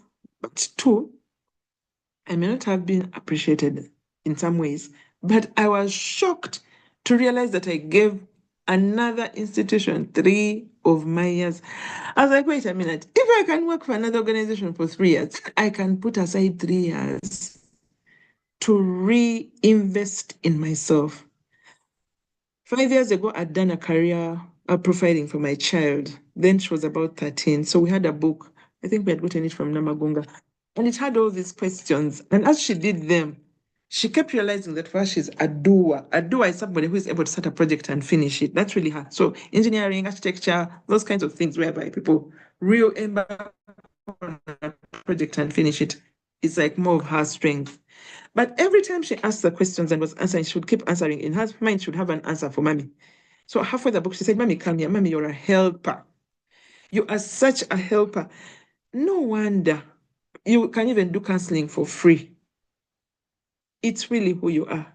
My own child, we are seated, I'm trying to help her career profile for herself. And she's like, but Mommy, this is really who you are. So when I realized I could work for an institution for 3 years, I realized I could actually put the 3 years into myself to solidify my counseling career. I had done a postgraduate diploma years ago, probably 20 years ago. I've been doing a good job fairly well. But I told you my first degree is biochemistry, botany, and zoology. So most counselors in Uganda, their first degree is not counseling psychology. But I'd been in touch with my lecturers at the university all this time. So there was a new program beginning in applied psychology. There's never been a course in applied psychology in this country. Now you've just done a career profiling and you realize this is really who you are. I just signed up for the course. I remember I was in the UK and I had to tell these kids, go to my room, check here, get the documents, scan them, complete, because the deadline for submitting applications was going to close before I returned. So I applied in absentia. Even my details were sent to another email because I wasn't here to do it. My details for admission. But when I came back, immediately I came back, in a week, we were told the course was starting. We began that, it was a new course. New courses don't begin like in the normal way. So we began, I think, in October, yet other campuses had begun in August. And I'm here finishing my second year. Can you imagine? Because I'm doing something I love. The marks I struggled when I was doing science. It's not a struggle for me when I'm doing pure psychology, applied psychology. My CGPA, I think last time my GPA was 4.8 something because I had 5 A's and a B. Like I sit in class in psychology and it just makes sense. I just understand. But also I'm there for a purpose. I am there because I've probably gone through all these journeys. And I'm like, when I'm done with the 3 years, I'm actually not going to look for a job. I know what I want to do. I'm doing this for knowledge because I'm a therapist. I'm that person who sits in the room and I should help my clients figure out what has brought them. I don't want any of my clients who come in and say they left when they were not helped. I wouldn't want that to happen. So short term, my boss just saw me and thought I was really a brilliant counselor and gave me a scholarship to do the postgraduate diploma. But now on my own, I'm like, if I'm 51, what would I like to do for the next 20 years before I finally say I don't want to do any work? And having done a trip to the US last year, I realized those people work into their 70s. So in Uganda, this thing of saying, oh, I'm 50, I should be planning for retirement. I'm like, there's no retiring. There's so much work to do. You now have the experience, you have the knowledge. Please give it your best. Who says bank managers at 55 should go home? They have learned so much in the banking industry. That's time to probably go back and teach at university practical tips. How can you be a good banker? How can you prepare for a career in banking? Because they have the experience. So it's that kind of thing. There is a short term, but there's also a long term. And I'm glad I'm speaking to many people on the call. So there's that thing you've always wanted to do, and you have packed it. I'm saying pick it up. Pick it up, it's okay. People who never did law, go back to do law in their 50s. Go and do it. It will change your life. I will never forget the years I spent at MAT doing SCCA. SCCA just changed my entire thinking. I did level 1 and level 2. Yes, I didn't go to work in a finance office because I realized by temperament, I can't handle monotony. And also probably the money thing in Uganda at some point was not stable. Like a good accountant is one who is able to make injauro. So I was like, my values, my morals, my character doesn't match with this. There's no, I'm going to be an auditor and I have my bag open below a table as we have this discussion and I'm telling this company, they're not going to get a good report. And then the accountant has to get money and put it in my bag. And a lot of it, they put, if I look and I'm not satisfied, I keep telling them, anyway, I'm going to submit this report. So when they finally put money, which I feel is the right amount of money, then I change and give them a good report. Man, values, morals, character. If I could go back to that slide, I knew that was not my portion.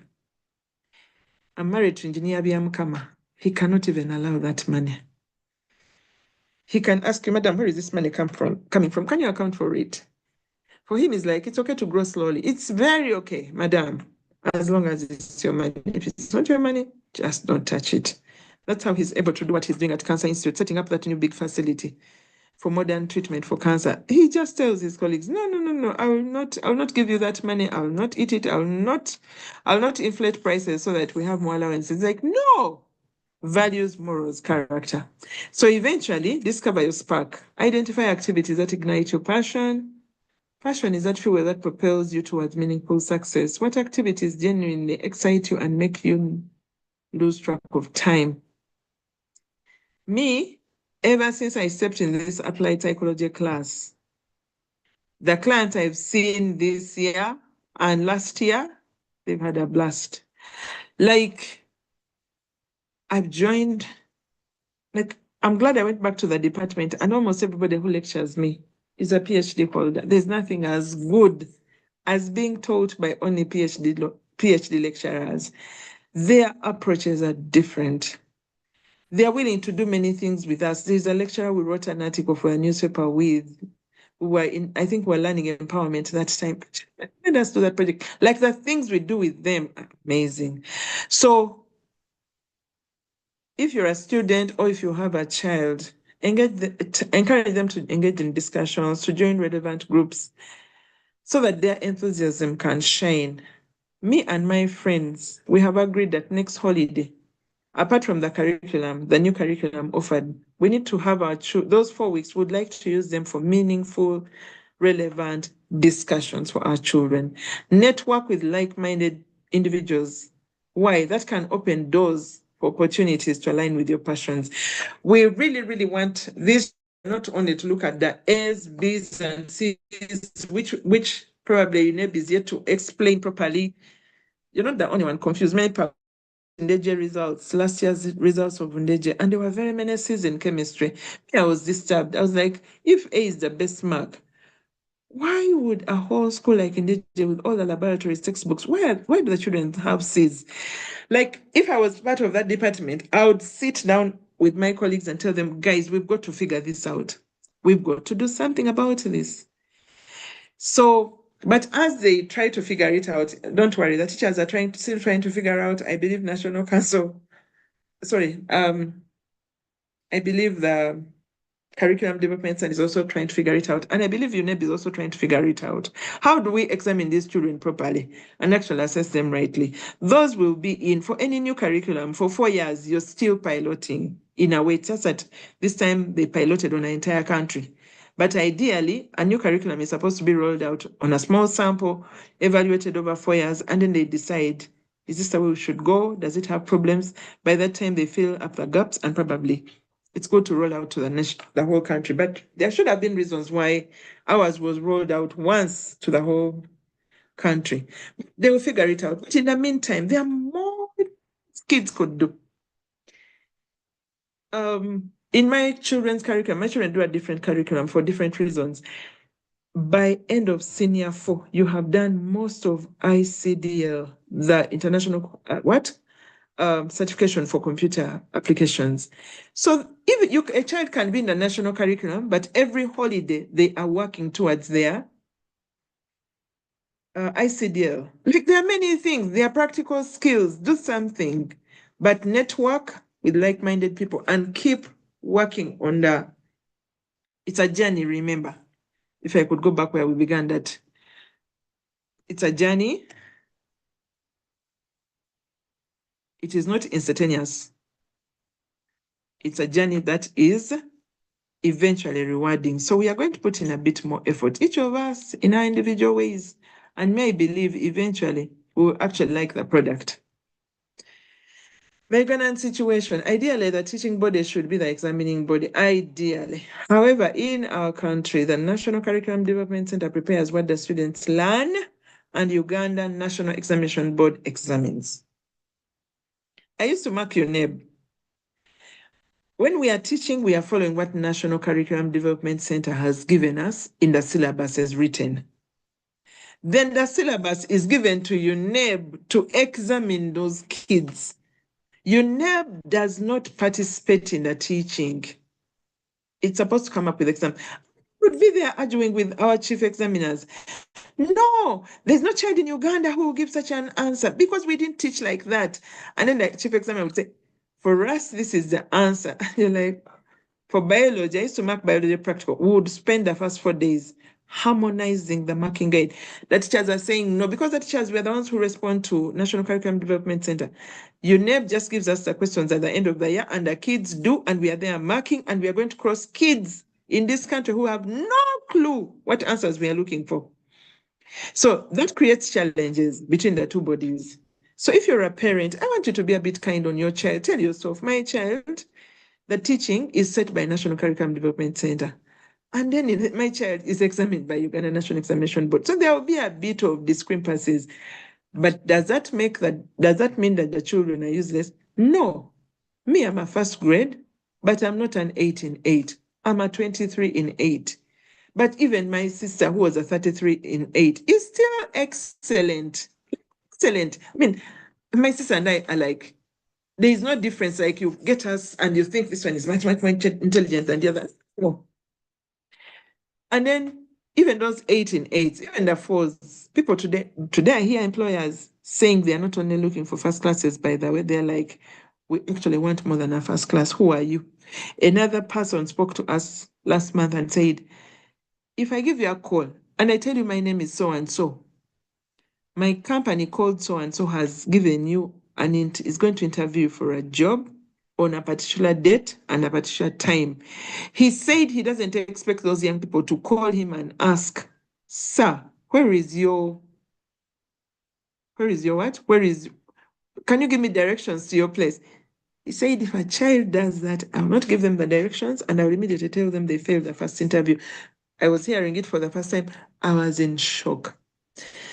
So this man said, if I've told you my name, find my address. I thought he was joking. If I've told you my company name, please put it in. It will bring you an address and a contact.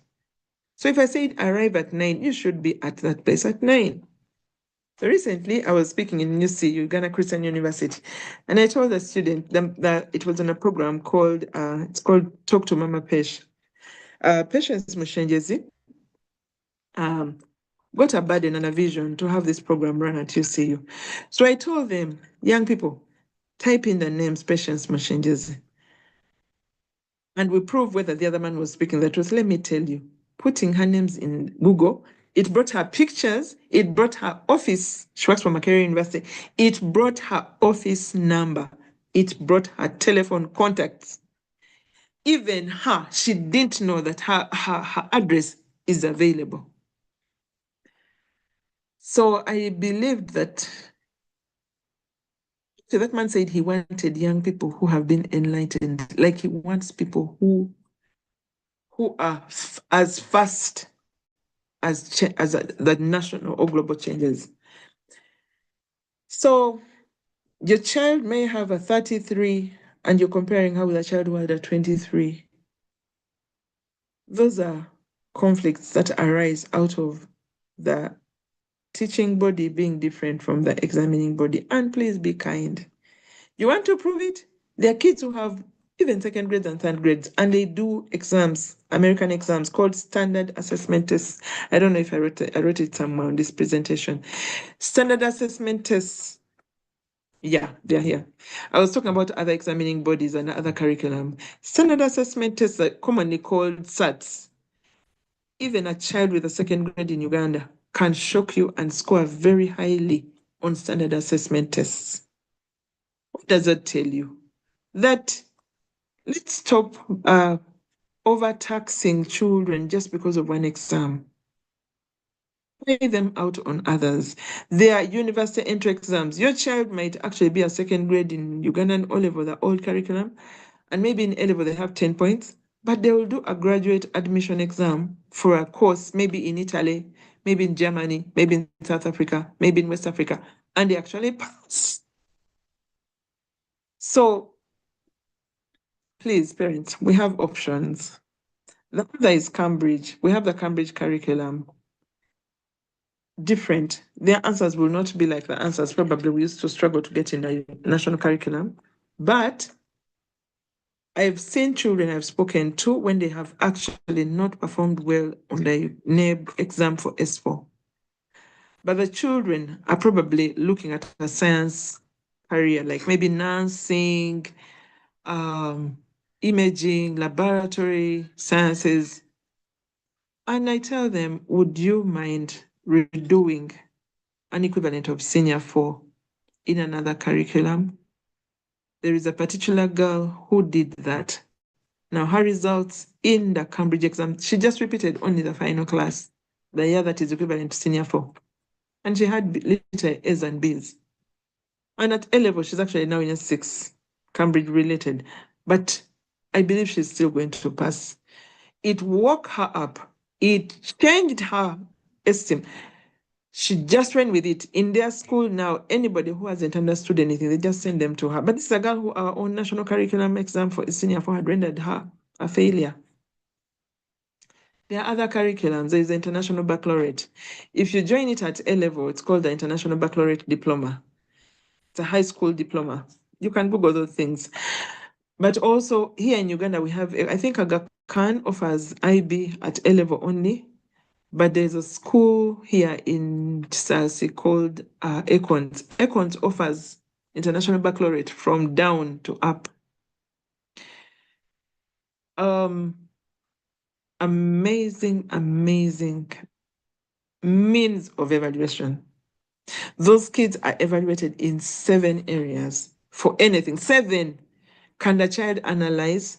Can they apply? There is a point for recall, like can she just recall the information as it is? 7 means of evaluation. My sister-in-law had an opportunity and she put her children there. She got a good job, those jobs which come with good children's scholarships, and she put them at her Econs. The firstborn passed, she did pass. She's actually in Europe doing aeronautic engineering. The second-born, her O-level results were at IB. She broke the African record. If it's supposed to be out of 56 marks, this girl, the family actually got calls from abroad saying, send us a child. But that child got an 8 at daffodils. She didn't get a 4, but getting an 8 didn't mean the child is not smart. So an 8 from daffodils. When she gets to International Baccalaureate, she breaks the African record. My friends in the US, when I showed them the results, they told me, Sarah, this girl has even beaten the results of our children. Our children's averages are in 30s, like 35. A kid in Uganda was able to score a 53. That girl is now doing her senior 6. So they got scholarships from abroad to tell them. The family was told, you can send a kid abroad to us. The family said, no, she's a young girl. She will stay in Uganda and complete her senior 6. Oh, no, your child is already global. Your child is global. Allow her to go global. And the family said, the fact that you could call us, our child is already known globally. So even at S6, she will still be known. So I'm mentioning this so that parents know we have options. Like, do not just close the door saying, you didn't get a 4, you didn't get 8 in 8, you didn't get 20 points. Then there's another curriculum, Accelerated Christian Education. This is what my kids are doing. By the way, all these curriculums, the results can be taken to UNEB, and UNEB can give you the Ugandan equivalent of what the child has gotten in abroad. So the kids can do these curriculums and still do their university in Uganda, if you want. But also, they can have university in another country and they can apply for scholarships anywhere in the world. So Accelerated Christian Education is a self-taught method. The kids you basically sit in your office and read and study. And then you do like for O-level to qualify for O-level and O-level certificate on this curriculum, you should have done about 150 tests. 150. So those tests are done between senior 3 and senior 4. It's a cumulative assessment curriculum. The child doesn't sit for a final exam, but if a child wants to have 98 as their average in mathematics, all their mathematics exams from S3 to S4, they have to score not less than 98. So it should be fluctuating about 98 to 100, so that the final mark comes out of the average. Still, a child with accelerated Christian education results from the British office their results can be converted by UNEB at just 250,000, and a child will have an equivalent of Ugandan results. So my kids do this curriculum, and they will also, but they will have all their results all converted for O-level and A-level. Am I open to education here? Very much. Very much. We actually talk about it with the children. They know they can go to Makerere, they know they can go to UC, they can go anywhere. Yeah. So if a child is struggling with one curriculum, try another.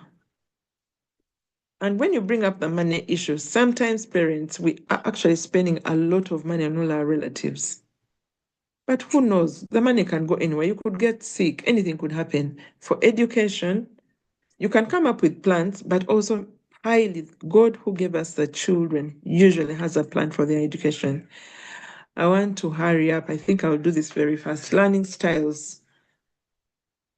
Whichever curriculum the child is, I want to say my experience in Ugandan schools, primary, secondary, college, I have not met completely stupid children. My first senior 4 class was in 2000. I taught those kids from S2. I taught them chemistry in S2, I taught them chemistry in S3, and I taught them chemistry in S4. In S2, when I just started teaching them, I told them chemistry was easier than history. That's how I felt. Never mind, I can never pass history. For some reason, even when I read so hard, I would only earn a 50, maybe 54 at most in history. And for chemistry, when I wouldn't even read, I would get a 90. So for me, I was right when I said chemistry is easier than history. So those kids were young, they believed me. You can imagine telling a 14-year-old chemistry is easier than history. They believed me. And 120 of them opted for chemistry in S3. The class that had gone to S4 had only 30 chemistry students. Me, I'm going to S3 with my class of 120. I was told to go to class and tell the children to drop chemistry because they won't pass. I was young and my head of department was a very mature man. I told him, sir, I can't make a fool of myself. I've been telling them for a whole year that chemistry is easy. I'm not going to those kids to tell them chemistry is hard. I refused. Then as a punishment, he actually said, for that matter, I'm going to give you a punishment. You're going to teach that class alone. Remember, I was a young student. I was a young teacher. I didn't have experience. I just answered him, I will, I'll teach them. So I taught my kids, we had very poor laboratory facilities. I'm telling you, when that class was going to do the senior 4 exam, like 2 nights before I was in the headmaster's office, teacher is screaming, telling him I need new pipettes, I need new burettes, I need stands, like I need test tubes. Like we didn't even have basic equipment. When I think about it, I even shudder. They went to town, bought those things, brought them the day before the senior 4 practical exam, the day before. We were in the lab fixing, if you did chemistry, you know what I mean, fixing those stands, checking out the burettes, if they're working, checking out the pipettes. We were receiving new beakers in boxes, new test tubes. That class had 40 distinctions. It had 20 D1s and it had 20 D2s. So my head of department was telling me to chase the children out of the subject. I was going to miss 4, those are obvious scientists. Those ones just went into sciences. I actually don't remember that none of my kids got an F9. I could have had maybe a few past 7s, but majority of the kids had credit 3, credit 4, credit 5. What am I saying? Usually it's about the learning styles of different children. They are different. The process, the way people take in, process, and retain information is different. And every student has a strategy they use to remember information more efficiently while studying. Some kids will say, may I just say it many times? I say it many times, I say it many, and that's it. Others will say, may I have to write? Others have to draw circles and boxes and arrows connecting them. Variety. Some take notes, some make diagrams, some prefer to listen to lectures. There is no one style fits all students.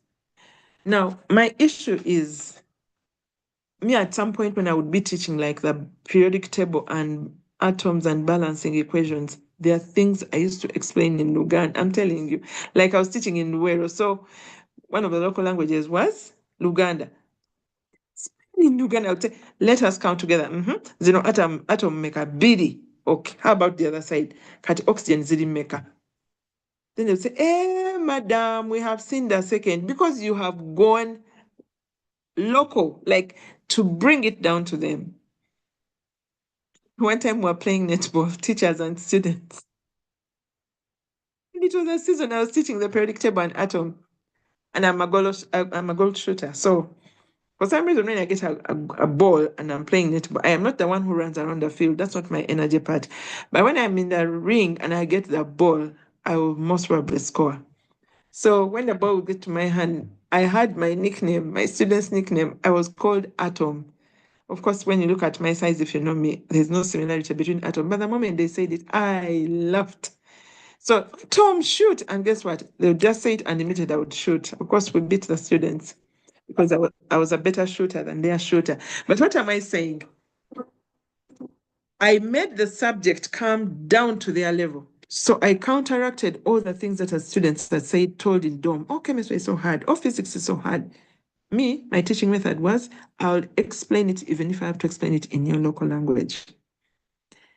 I would look at important diagrams and make sure all of them have to draw that diagram. You draw it, but you repeat it, and you repeat it until you get it. And guess what? Those kids are scientists. You don't know how happy I am. So the different learning styles, some have to see, they have to observe through sight and visualization. Thank God for YouTube videos, which have a lot of color. Some are auditory learners. As long as they're hearing the voice, it's coming through their ears, they will learn. Others must read and write. This is my husband. He gets so bored if you stand there to give him your lectures. He's like, can you tell us the topic and tell us the books? For him, once he knows the topic in time and he knows the books, he will sit down. His notes will be better than the teacher's notes. I can assure you, even his O-level and A-level books were like that. And this is the person who topped Kabale district when he was in senior 4. He understood his learning style, picked it up. Even now as an adult, he's like, for me, the lectures don't work. Then some of us, for us, we feel we have to be taught because we are auditory learners. Then there is the kinesthetic learners. These ones have to touch, they have to do practically. Those are the ones who probably love the practicals. Then there are social learners. There are people who learn from, we are a group. Oh, guys, let's go and read as a group. Then there are solitary learners. Can you imagine a solitary learner being forced to join a group? That child will never pass. So your child might not be passing because probably they've never explored their learning style. I'm saying this so that analytical learners, there are also these. What is in this? Why, where, how? You know? Unless they get it, it will not get in their heads. Who is your child? What learning style are they using? Remember, success is individual. So you can see. Now you look at the other ones. Let me just go back to the other slide. There's somebody who can learn by seeing these words the way they are and probably hearing me talking about them lecturing. There is a person who all they have to do is see the picture. You see it? Visual, the eyes are there. Like for them, that's it. They can never forget visual learners. Auditory, the ear is there. Kinesthetic, hands, touch, lab, manipulate things. The hand is there for them, they are touch. Then there are those who love reading and writing. I've told you my husband is one of them. For him, just give him the script. But guess what? What is his career? He's a biomedical engineer. If he installs like the current technology being used for cancer treatment, those new machines, the linear accelerators, he did the sourcing. He knew that latest technology, actually those machines which came to Uganda, the first machine that came to Uganda was the first on the African bloc. People would go to Nairobi for treatment and they tell them, but you have a better machine in Kampala, why have you come here? He did the sourcing, he's able to read documents and documents and documents and compress them and make sense and go and present over probably a panel somewhere in the Ministry of Health and convince them this is where we are going. And when it comes, those machines come with huge books, manuals, and then now for him, he has to read those huge manuals and compress them into a small piece of work, which he goes and uses to train the technicians that are going to manage the machines. That is not my strength, I'm telling you, that is not me. But also probably that's what we are forcing our children onto. And maybe they are visual. Schools are still battling with allowing internet in, but I'm saying you guys, when kids see YouTube videos on chemistry topics, biology, me, I used to struggle to say, you know, the blood, it comes out of the heart, then it has to go through the aorta, then it has to go to all the parts of the body. I had nothing visual. If you just go online and put in circulatory system of animals, my dear, even the oxygenated blood will be red and the deoxygenated blood will be moving, but it's blue. So you can see, it went when it was red, the tissues took the oxygen. Guess what? It has changed. Now it's going to go back into the heart. It's still blue. Then they will pump it in the lungs to get oxygen. And it will come out of the lungs when it's red. That child can never forget those facts if they are visual. So I'm telling, when I get a chance to talk to school, I'm like, open up space, put the internet, put in all the safety measures, and allow kids to learn according to what is possible.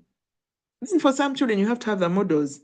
They have to touch this chidami and say, oh, so this is the heart, this is the aorta, and they're touching it, they're seeing it's bigger, because it's going to pump blood to the rest of the parts of the body. And then they see the heart. We tell them the heart, the side that pumps blood out of the heart, is thicker, the muscle is thicker. When a kid has a dummy of a heart, they're like, hey, madam, how come this side there is a small line, a heart muscle? But this side there is a big muscle. Then you tell them, not just it's going to pump blood through the aorta. The aorta has to take blood to all the parts of the body. Then the kid is like, we all know what the aha moment means. The aha moment means the child has understood. So visit those primary schools, be part of the solution, do something. This is an ego and a snake. The ego doesn't waste its time to fight on the ground with the snake because the snake is the king of the ground. What the ego does, it will pick up the snake and take it to the air, to the sky. It has changed the battlefield. By just looking at that picture, who do you think will win the battle? Certainly the bird. It's in its comfort zone. For it, there's no worry of falling. There's no what. The snake has lost all the ground where it can put its body. So I conclude by saying, really, what is the problem? Success is a journey. It's not an end. Some kids may not figure it out very early. Some will figure it out later. It's a journey. Let's go back and take our children through self-discovery. Let's see where their strengths are.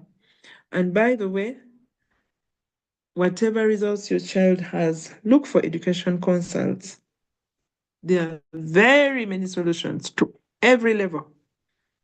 Fortunately, the new curriculum has made us salary pressure. We all don't have to go to particular schools. Everybody will make it. I just love the way this time, oh, your child didn't get in the other. So where is the child going? Oh, we are going to Biranyande. Like the space has been opened up. And still, I want to also say something which I discovered 2 years ago.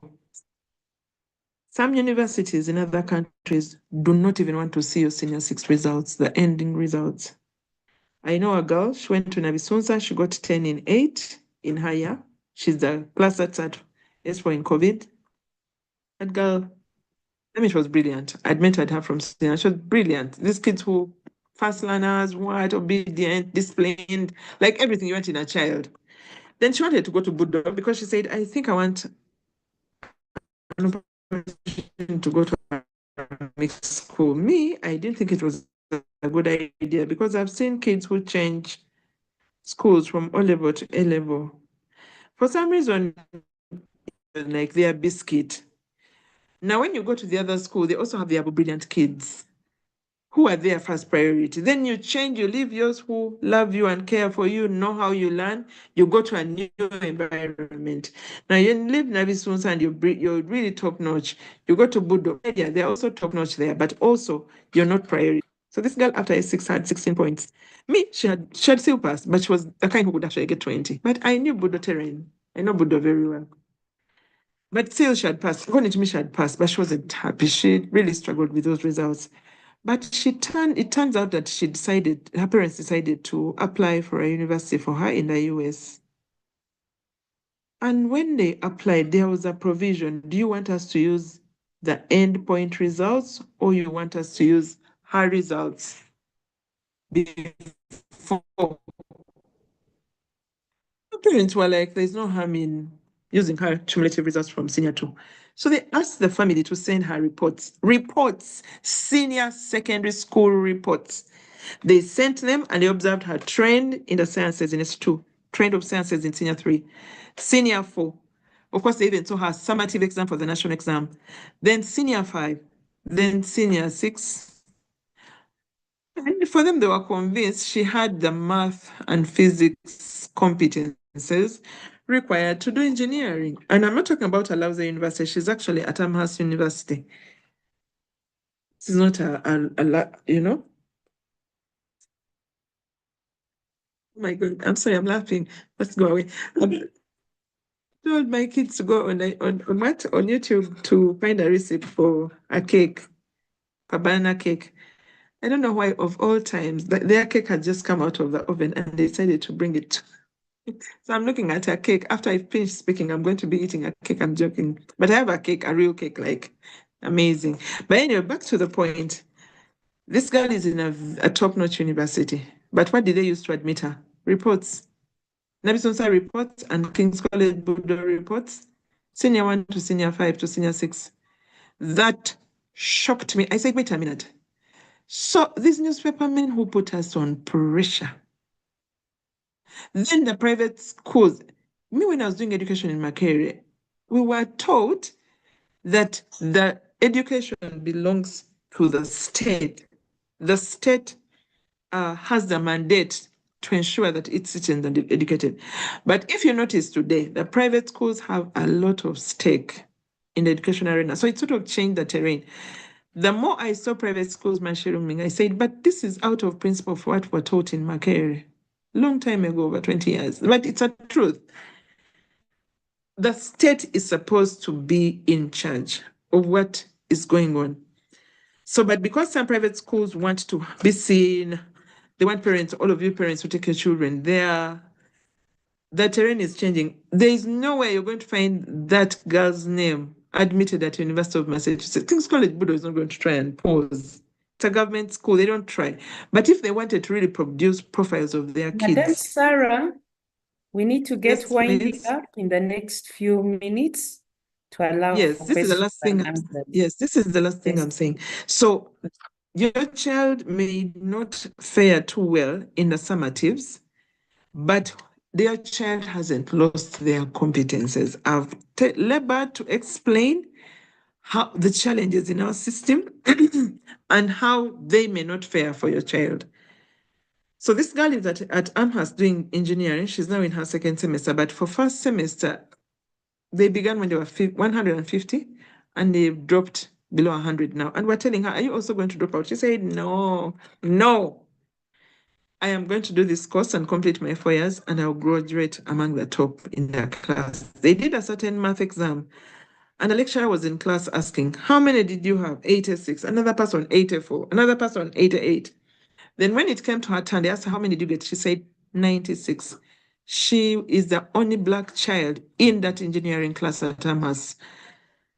Every white child, of course, for them, they really think they are superior. Everybody turned to see this Black who has a 96.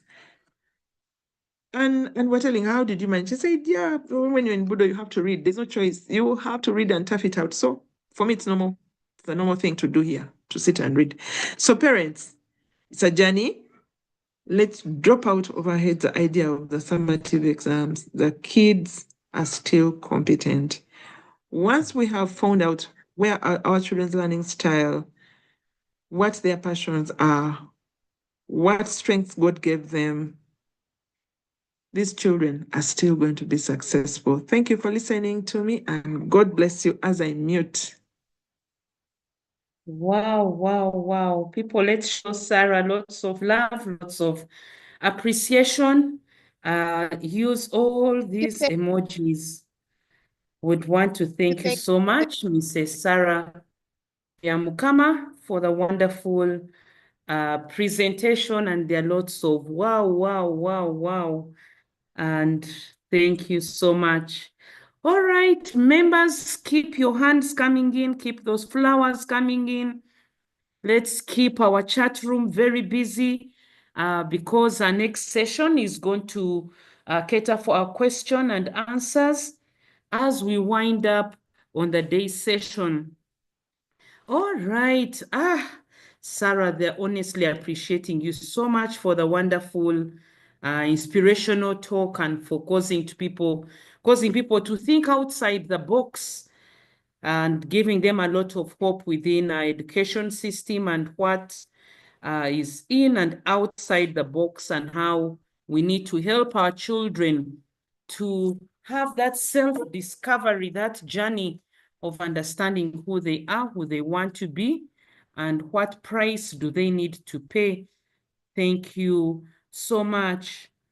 So John starts by saying, wow, you actually share several components that equally has the values that he stands for, that is the values, morals, and character, VMC.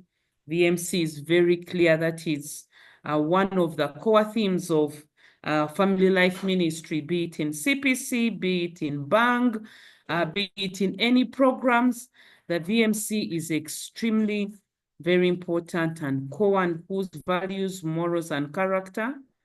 Jesus. The Bible is always our central point. A question to you, Sarah.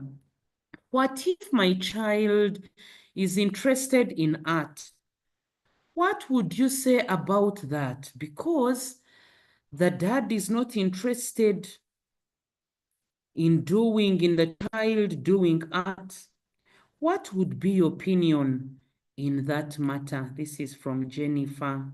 Jennifer is concerned that the child is interested in art, and yet the father, daddy of this young boy doesn't want to hear about that option at all. So what is your opinion? How can Jennifer handle this area? That's our very first question.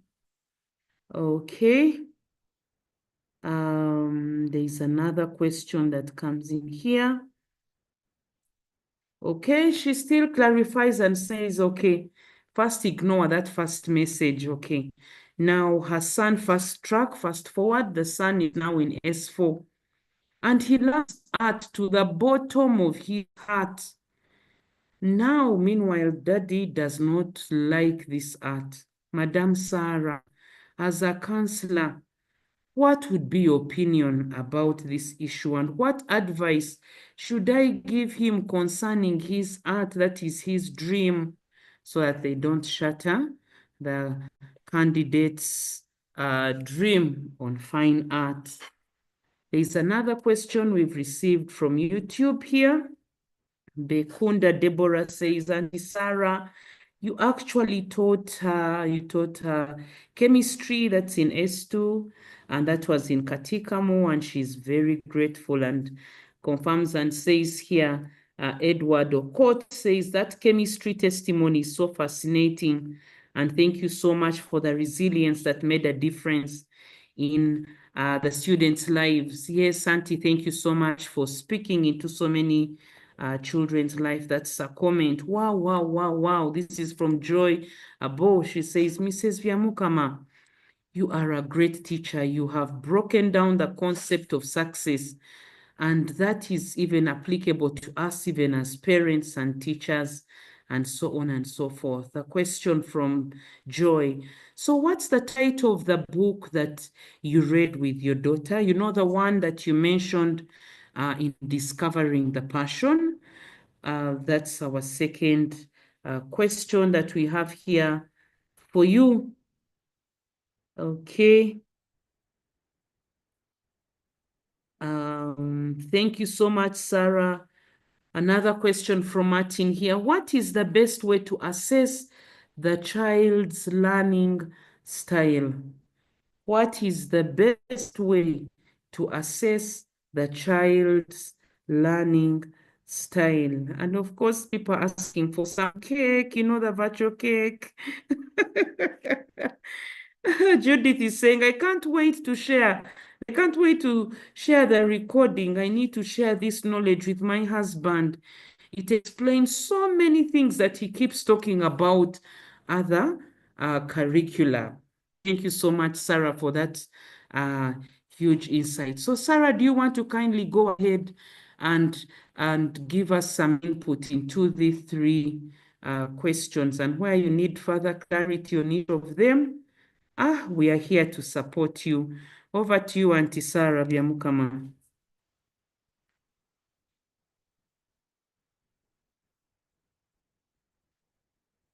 Auntie Sarah, do you want to please unmute? I hope I'm audible. Yes, you're now loud and clear. Go ahead, Auntie. Okay, thank you, everybody, for appreciating me. When I began talking, of course, I'd been through the tension of changing internet and everything. Joy, I had wanted to, first of all, appreciate Joy, the one who gave her testimony. I would like to interview you on a podcast for Family Life Network, and I hope Mr. Langa is hearing me. Of course, I used to be on Mr. Langa's case. We need to put the things on YouTube. Mr. Langa, you say so many sensible things. Every parent needs to hear. I'm glad now at least Family Life Network has a YouTube, channel. But Joy is one person I would like to interview. Mr. Langa, I hope you're hearing me. Yes, I'm hearing you loud and clear, and I agree. I would organize the questions very well, and Joy would actually. I just like the way she explained. We all did that course. I did it when my eldest was 10. No, she was 8. She's now 18. So we did it 10 years ago. It's my husband who came home saying, oh, there's this course, I've already signed us up and we are going to attend. You know, women, if your husband says there's this thing and you're going to attend it with him, you go running. I didn't need to be convinced. I just said, there's no way I cannot do this. So there I was. We attended our sessions. They used to be 2 hours. It was physical at Rose Restaurant. It was hard. It was even easier then to get there. Now, 10 years later, if you tell people to come to Rose Restaurant in the evening at 5, I don't know how many would come, but I'm glad we have options like online opportunities. So, but I've never had former CPC graduate speak the way Joy spoke. So Joy, that's a compliment. You wrapped it up extremely well. You had a short time. I can't imagine if I had to do your interview for 30 minutes. That would be an excellent piece for every parent in Uganda. So I believe Jackie has heard, and every other person who can get this recording set up, I'll offer my time to do the interview. So thank you, members, for appreciating me. I just thought I would appreciate Joy because when I began, I'd wanted to appreciate her. I've typed in something. I began with the last question. I've typed in something. If you have another gadget, just put it in 16 personality type test. There will be many, but particularly click on the one by treaty. That test, that personality test, can be given to any child. I prefer giving it to children above 15 years because at 15, you're sensible enough. You can tell. I don't like giving it to kids who are younger because they're still growing and their characters are not as clear. A 12-year-old boy doesn't care. But 15, 16, 18, okay, you say it's late. Now, this personality test I'm saying, for me, it helps me, like it will show the child what kind of learner they are. Maybe they can try it at 12. The results may not be too accurate, but your child will, you can follow, after you've gotten your child's temperament, it will be presented in 4 letters. I can tell you mine, I don't care because that's who I am. For me, I'm an ENFP. It will give the child a 4-letter code. E, I'm an extrovert, I'm intuitive, EN, I'm a feeling person, and I'm a perceiving person. And those are very strong characters for me in my counseling career. So when I put in best careers for my personality, let me tell you, my best is chemistry and psychology. Now it just blew my head off.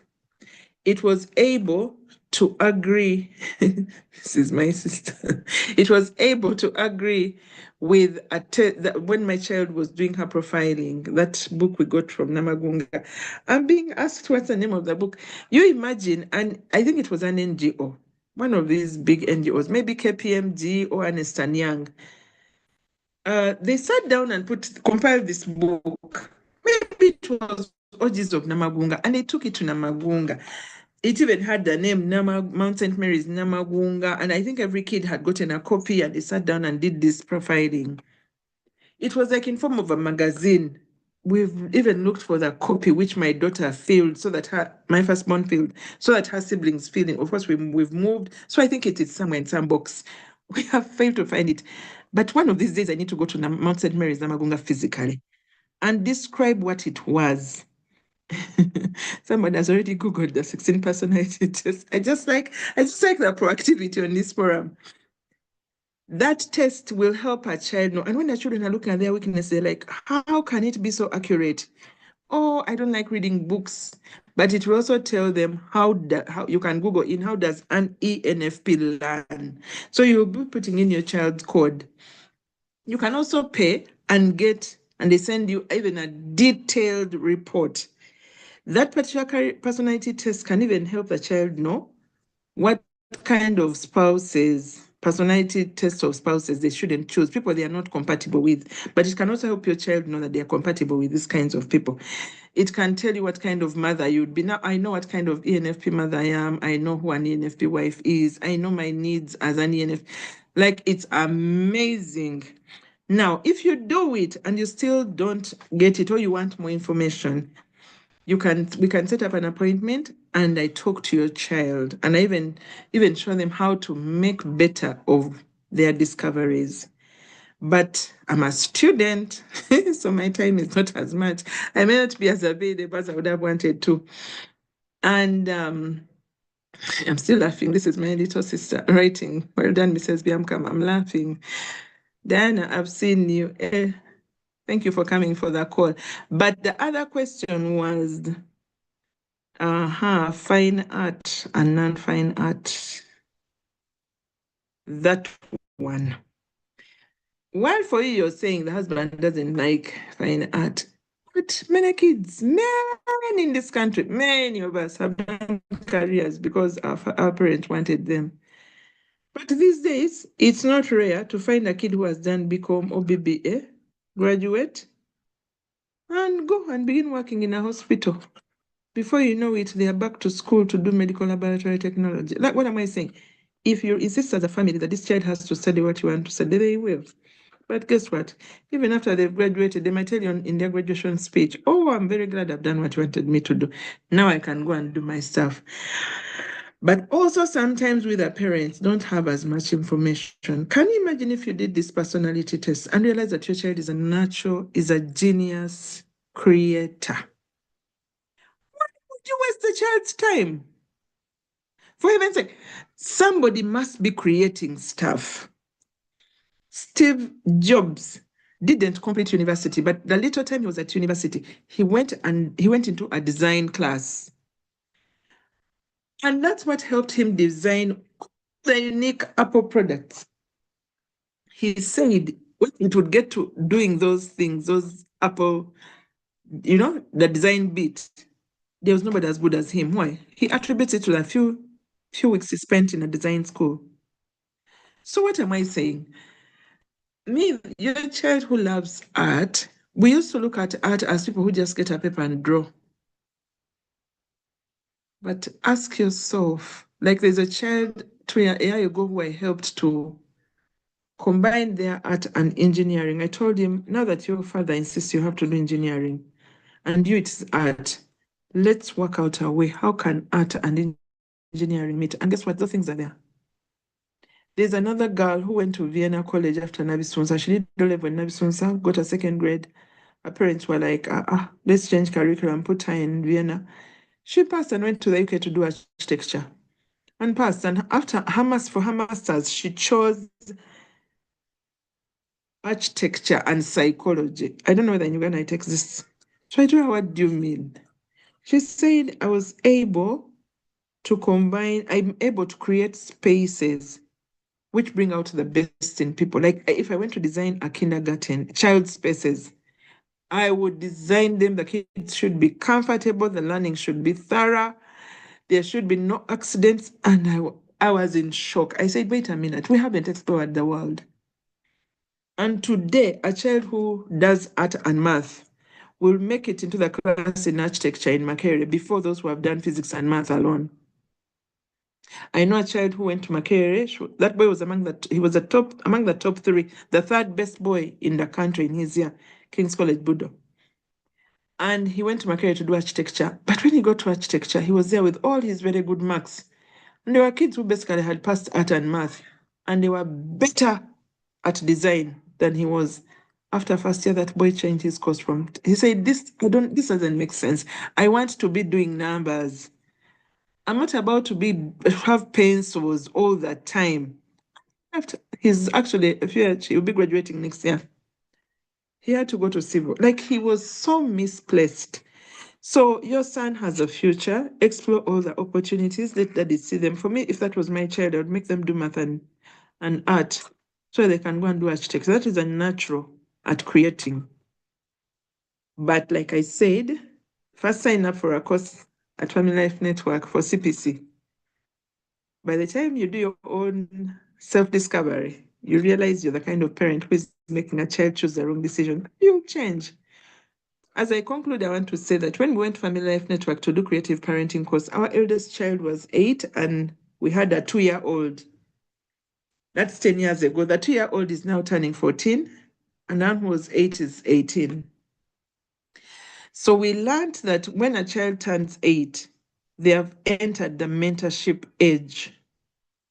Below 8 years, you instruct, go do this, sit down, stand up, jump. They'll just say how high, because that's the age.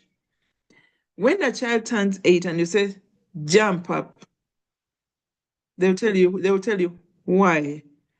Then you say jump up, then they'll say, Mommy, let's jump together. Because they have entered the mentorship age. So we were driving our 8-year-old nuts. When we came from that training, we came home and I began doing things with her. I would mop the house with her. I would wash things with her. And this child, Grace has just grown so well. She's in senior 5. She's doing SAE. She chose a boarding facility this term. And when she got to school, they were told to apply for jobs in the office and they were interviewed. My daughter in senior 5 has a job in her school. Not a free job. She's going to be paid a salary. They told her she's now a member of staff. Senior 5. I wasn't employable in senior 5. By the Mr. Langa, if I've never appreciated you for creative parenting course, let me say it. The child for whom we came to CPC is employable at 18. She has a job with Friends International Christian Academy. She's still in school, but she has been employed by her director. And the youngest, who was 2, we were taught about something called Terrible 2. I don't know whether they still call it Terrible 2. They told us every 2-year-old will push boundaries. Like everything you say, they'll be like, when you say, don't do this, for them, you're like saying, really? Let me try. So they try. They will push all boundaries. We were almost running mad with that girl. We had beaten her. When we came from the creative because we went home and said, no more beating this child. First of all, when we say sit down, we go and touch her and help her to sit down. You help your child to obey. When you want her to eat food, you tell her, come, You get her with her by the hand, you walk with her to the dining table, you sit her, and you bring out the plate and you sit and tell her, we are going to eat. So that you reduce, that's when I learned that you can actually help your child to obey. You don't have to force your child to obey. I can talk till tomorrow.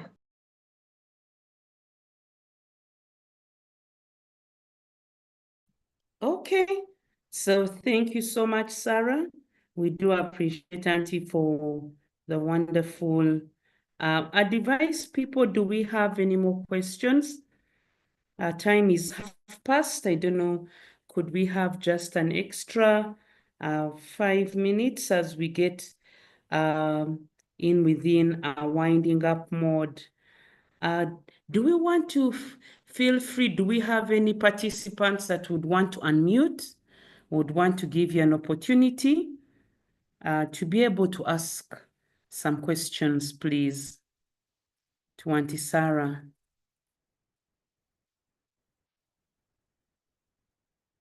I know the hands are coming up very soon. Just put up your hand and the admins will quickly pick you up. Sarah, as the hands come up, a quick one.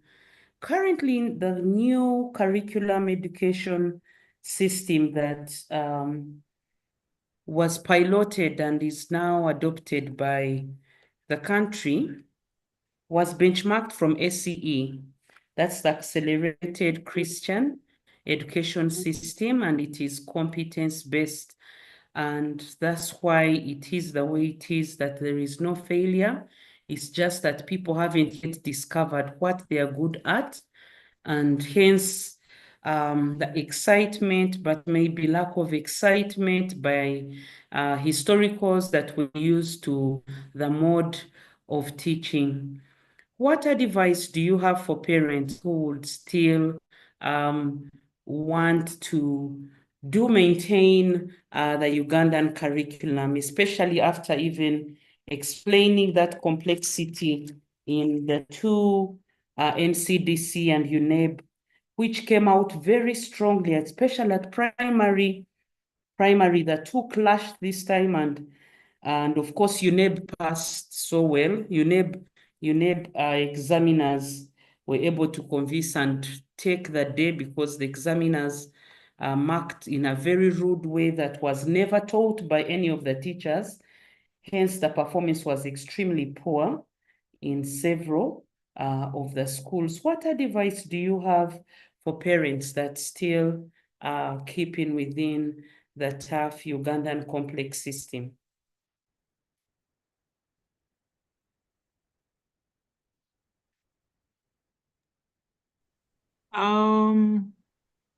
Go ahead, Sarah. Incidentally,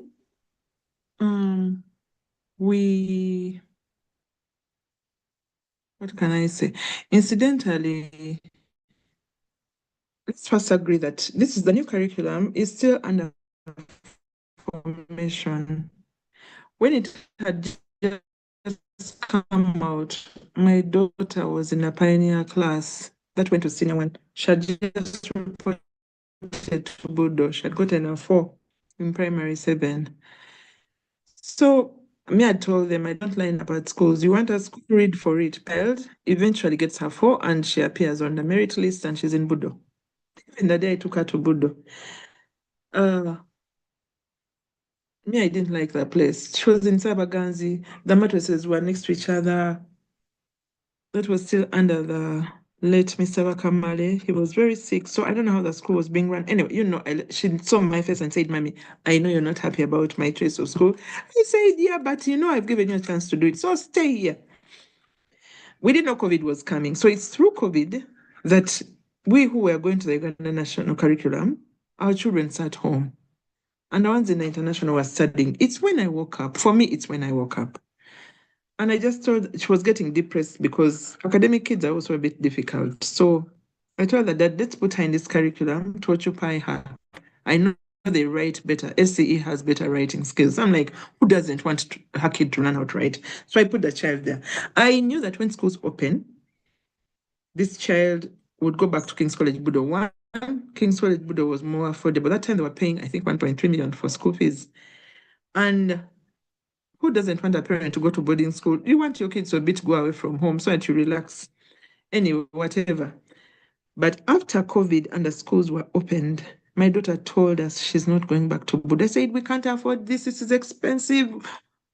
Then the father said, if the reasons are valid, I'll let her stay in. So, and he said that when she wasn't hearing. So when we sat with her, she said, in the national curriculum, whether I have a 4 but I'm a thief, nobody cares. Nobody has ever cared about my character. But in this curriculum, which I've seen for only 1.5 terms, my character is evaluated every term. Like I have character traits I have to achieve. Me, I still wanted to go back to the national curriculum because it's affordable. But the child herself told me, but mommy, God will provide. What kind of faith do you have? So immediately the father said, let her go to SCE and take the 2 young ones. That took me by a shock. But you know, usually when you're a wife, it's better you really follow the leading of the husband. Sometimes, even when you don't understand it. I knew the curriculum was good, but then I didn't think we could afford it. And many parents say no to it because they think they cannot afford it.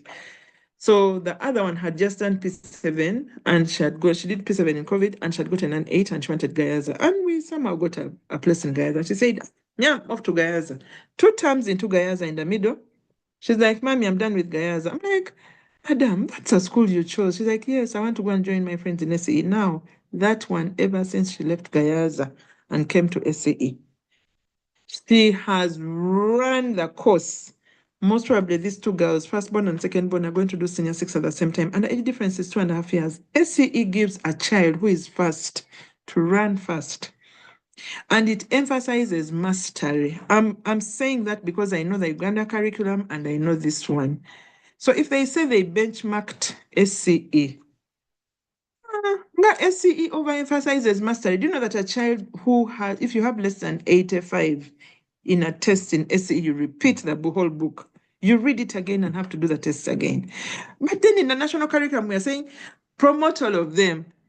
Me, I'm a teacher. I'm very familiar with the old national curriculum. I'm familiar with the current curriculum. I saw the first books that were written. What were they called? I'm forgetting their name. The first ones which were written, they even stopped because the books had a lot of mistakes. Coming up with a new curriculum is tough. But other kids' days, no. They just have to figure out how to evaluate these kids. And I believe National Curriculum Development Center must be having a team working on that. So in the next 2-3 years, the evaluation should be able to match what they're learning. By the way, the teaching is good. Let me tell you, I'm so familiar with it. The real way they want the child to study is very good. Because they're telling the child, look in the books, get the knowledge for yourself, research. There is no job that looks like the other. Every employee, my God, who doesn't want to employ you? Everybody will. Though the SCE children have an advantage in that their curriculum also emphasizes skilling. And they don't despise any skill. My dad's meat. She went to Europe to make sausages. She's able to process chicken. This chicken you find cut and packed like in thighs, drumsticks, what? She learned it. The other learned how to make books. They teach them soap making, crochet, knitting, hair braiding, cloth making. My God, the skills are endless. But also the Ugandan new curriculum has a chance for skills. So that S3 where a child is supposed to do a project, if parents don't forge, the child can do a project and they'll learn it thoroughly. So the positives are there, and the children are actually not dense. Me, I'm just concerned with the evaluation. So your child can finish the national curriculum, and you subject them to other exams, standard exams. You'd be shocked that a child who has done national curriculum, the new one, if they do SATs, but they'll pass very highly. So parents, it's not a dead by how ours happened. but I also trained as a supervisor to understand this curriculum. I went and trained I'm a full qualified supervisor for SC curriculum, much as I'm a Ugandan trained teacher. When I went for the training, I realized that we are not able to make the Ugandan child read because it's not there in the methodology of learning. But now with this new curriculum, I think children are reading a little more. Those who have come to me with inquiries on chemistry and biology, I show them the tools. I tell them you can revise everything you learned at school in a little time you're home by using all these other methods, including YouTube. It demystifies what they're learning in school. I think I'll end with the word creativity. We just have to be creative. But the Ugandan children are brilliant. Ugandan kids are really brilliant.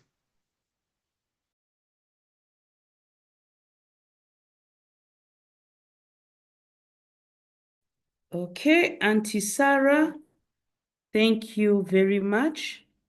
I don't know, had you finished your statement or are you just muted, Auntie? I had finished. I can talk forever. I'm trying to limit myself. Thank you so much. Yes, we had a hand up. Kindly unmute. Yes, admin had seen your hand up. Kindly unmute. Irene, kindly Yes, go please. ahead. Yes. Good Our evening, last team. question. Yes, Irene, And go thank you ahead. for the good session. It has been very, very great session for both the parents and the students. You have hinted that you are studying, but I can notice that you're a very good counselor. We're just wondering if you can share your contacts and maybe provide some time for counseling if we have children for counseling. Thank you. Over to you.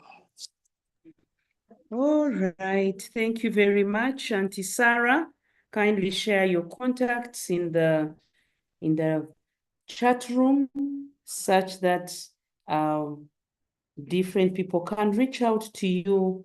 And we are very mindful that you're now a student, and in 1 year's time, you will be done with your big dream course.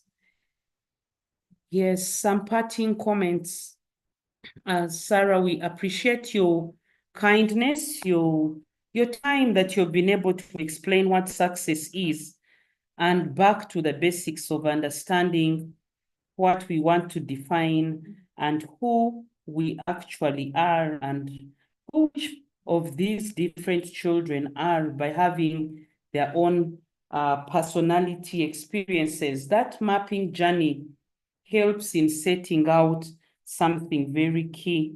I like that you mentioned key core issues on goal setting and vision boards, and you opened up several kinds of curriculums on the SAT, the Cambridge, the IBM, the IB, the ACE, and a focus on the kind of learning styles and what we'd want to see. Thank you so much for tying it up and sharing with us our material on the 16 personality types test by TUT, and now several people have already picked up on that such that they don't waste time. And I know of several of the trainees that have gone through bank, my children have gone through it, and they are very keen. They each know what these personalities are by the time they came back, and they're talking a lot about who they are, what they want to do, and they have a clear focus, and there's no way you're going to convince them away from what they exactly have. And thank you so much. Again, Elder Langa will remain highly indebted for opening up this space, a space where parents can come monthly, where all of us can put our minds together on issues that matter, and we're able to rub and still be able to see what works, what doesn't work, but more so considering that we are now in a 21st century and the way we do things is definitely very different from the way things were done 5 to 6, 7 years back. And because of the changing terrain, So friends and family would want to invite you to please unmute and we share in the words of the grace. But before that, I would just want to touch base with Elder Langa and Alex and the team. Is there any other last communication would have before we share the words of the grace? And we call it an evening. And thank you so much, members, for allowing to extend beyond our usual planned time. But that's the way the Lord has made it. And it means a lot that we are here in a safe space. Alex, any last notices? Yes, Madam Sarah shared her phone numbers.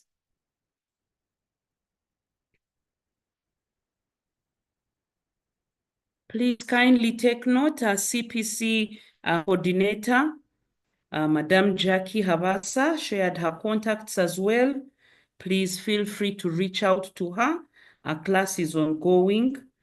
And I tell you every time, there is nothing that you'll ever see value for money at this point in time than being the best parent that you can ever be to children and even making your marriage work. Thank you so much, Abo, for tying up that testimony.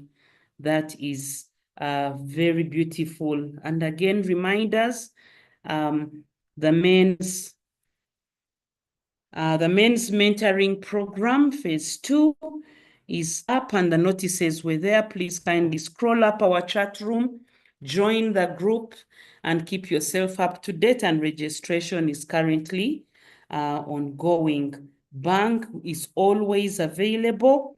The links are always reachable. Reach out to us on Family Life Network, and your lives with your teenagers will never be the same again. So let's all kindly unmute and share in the words of the grace.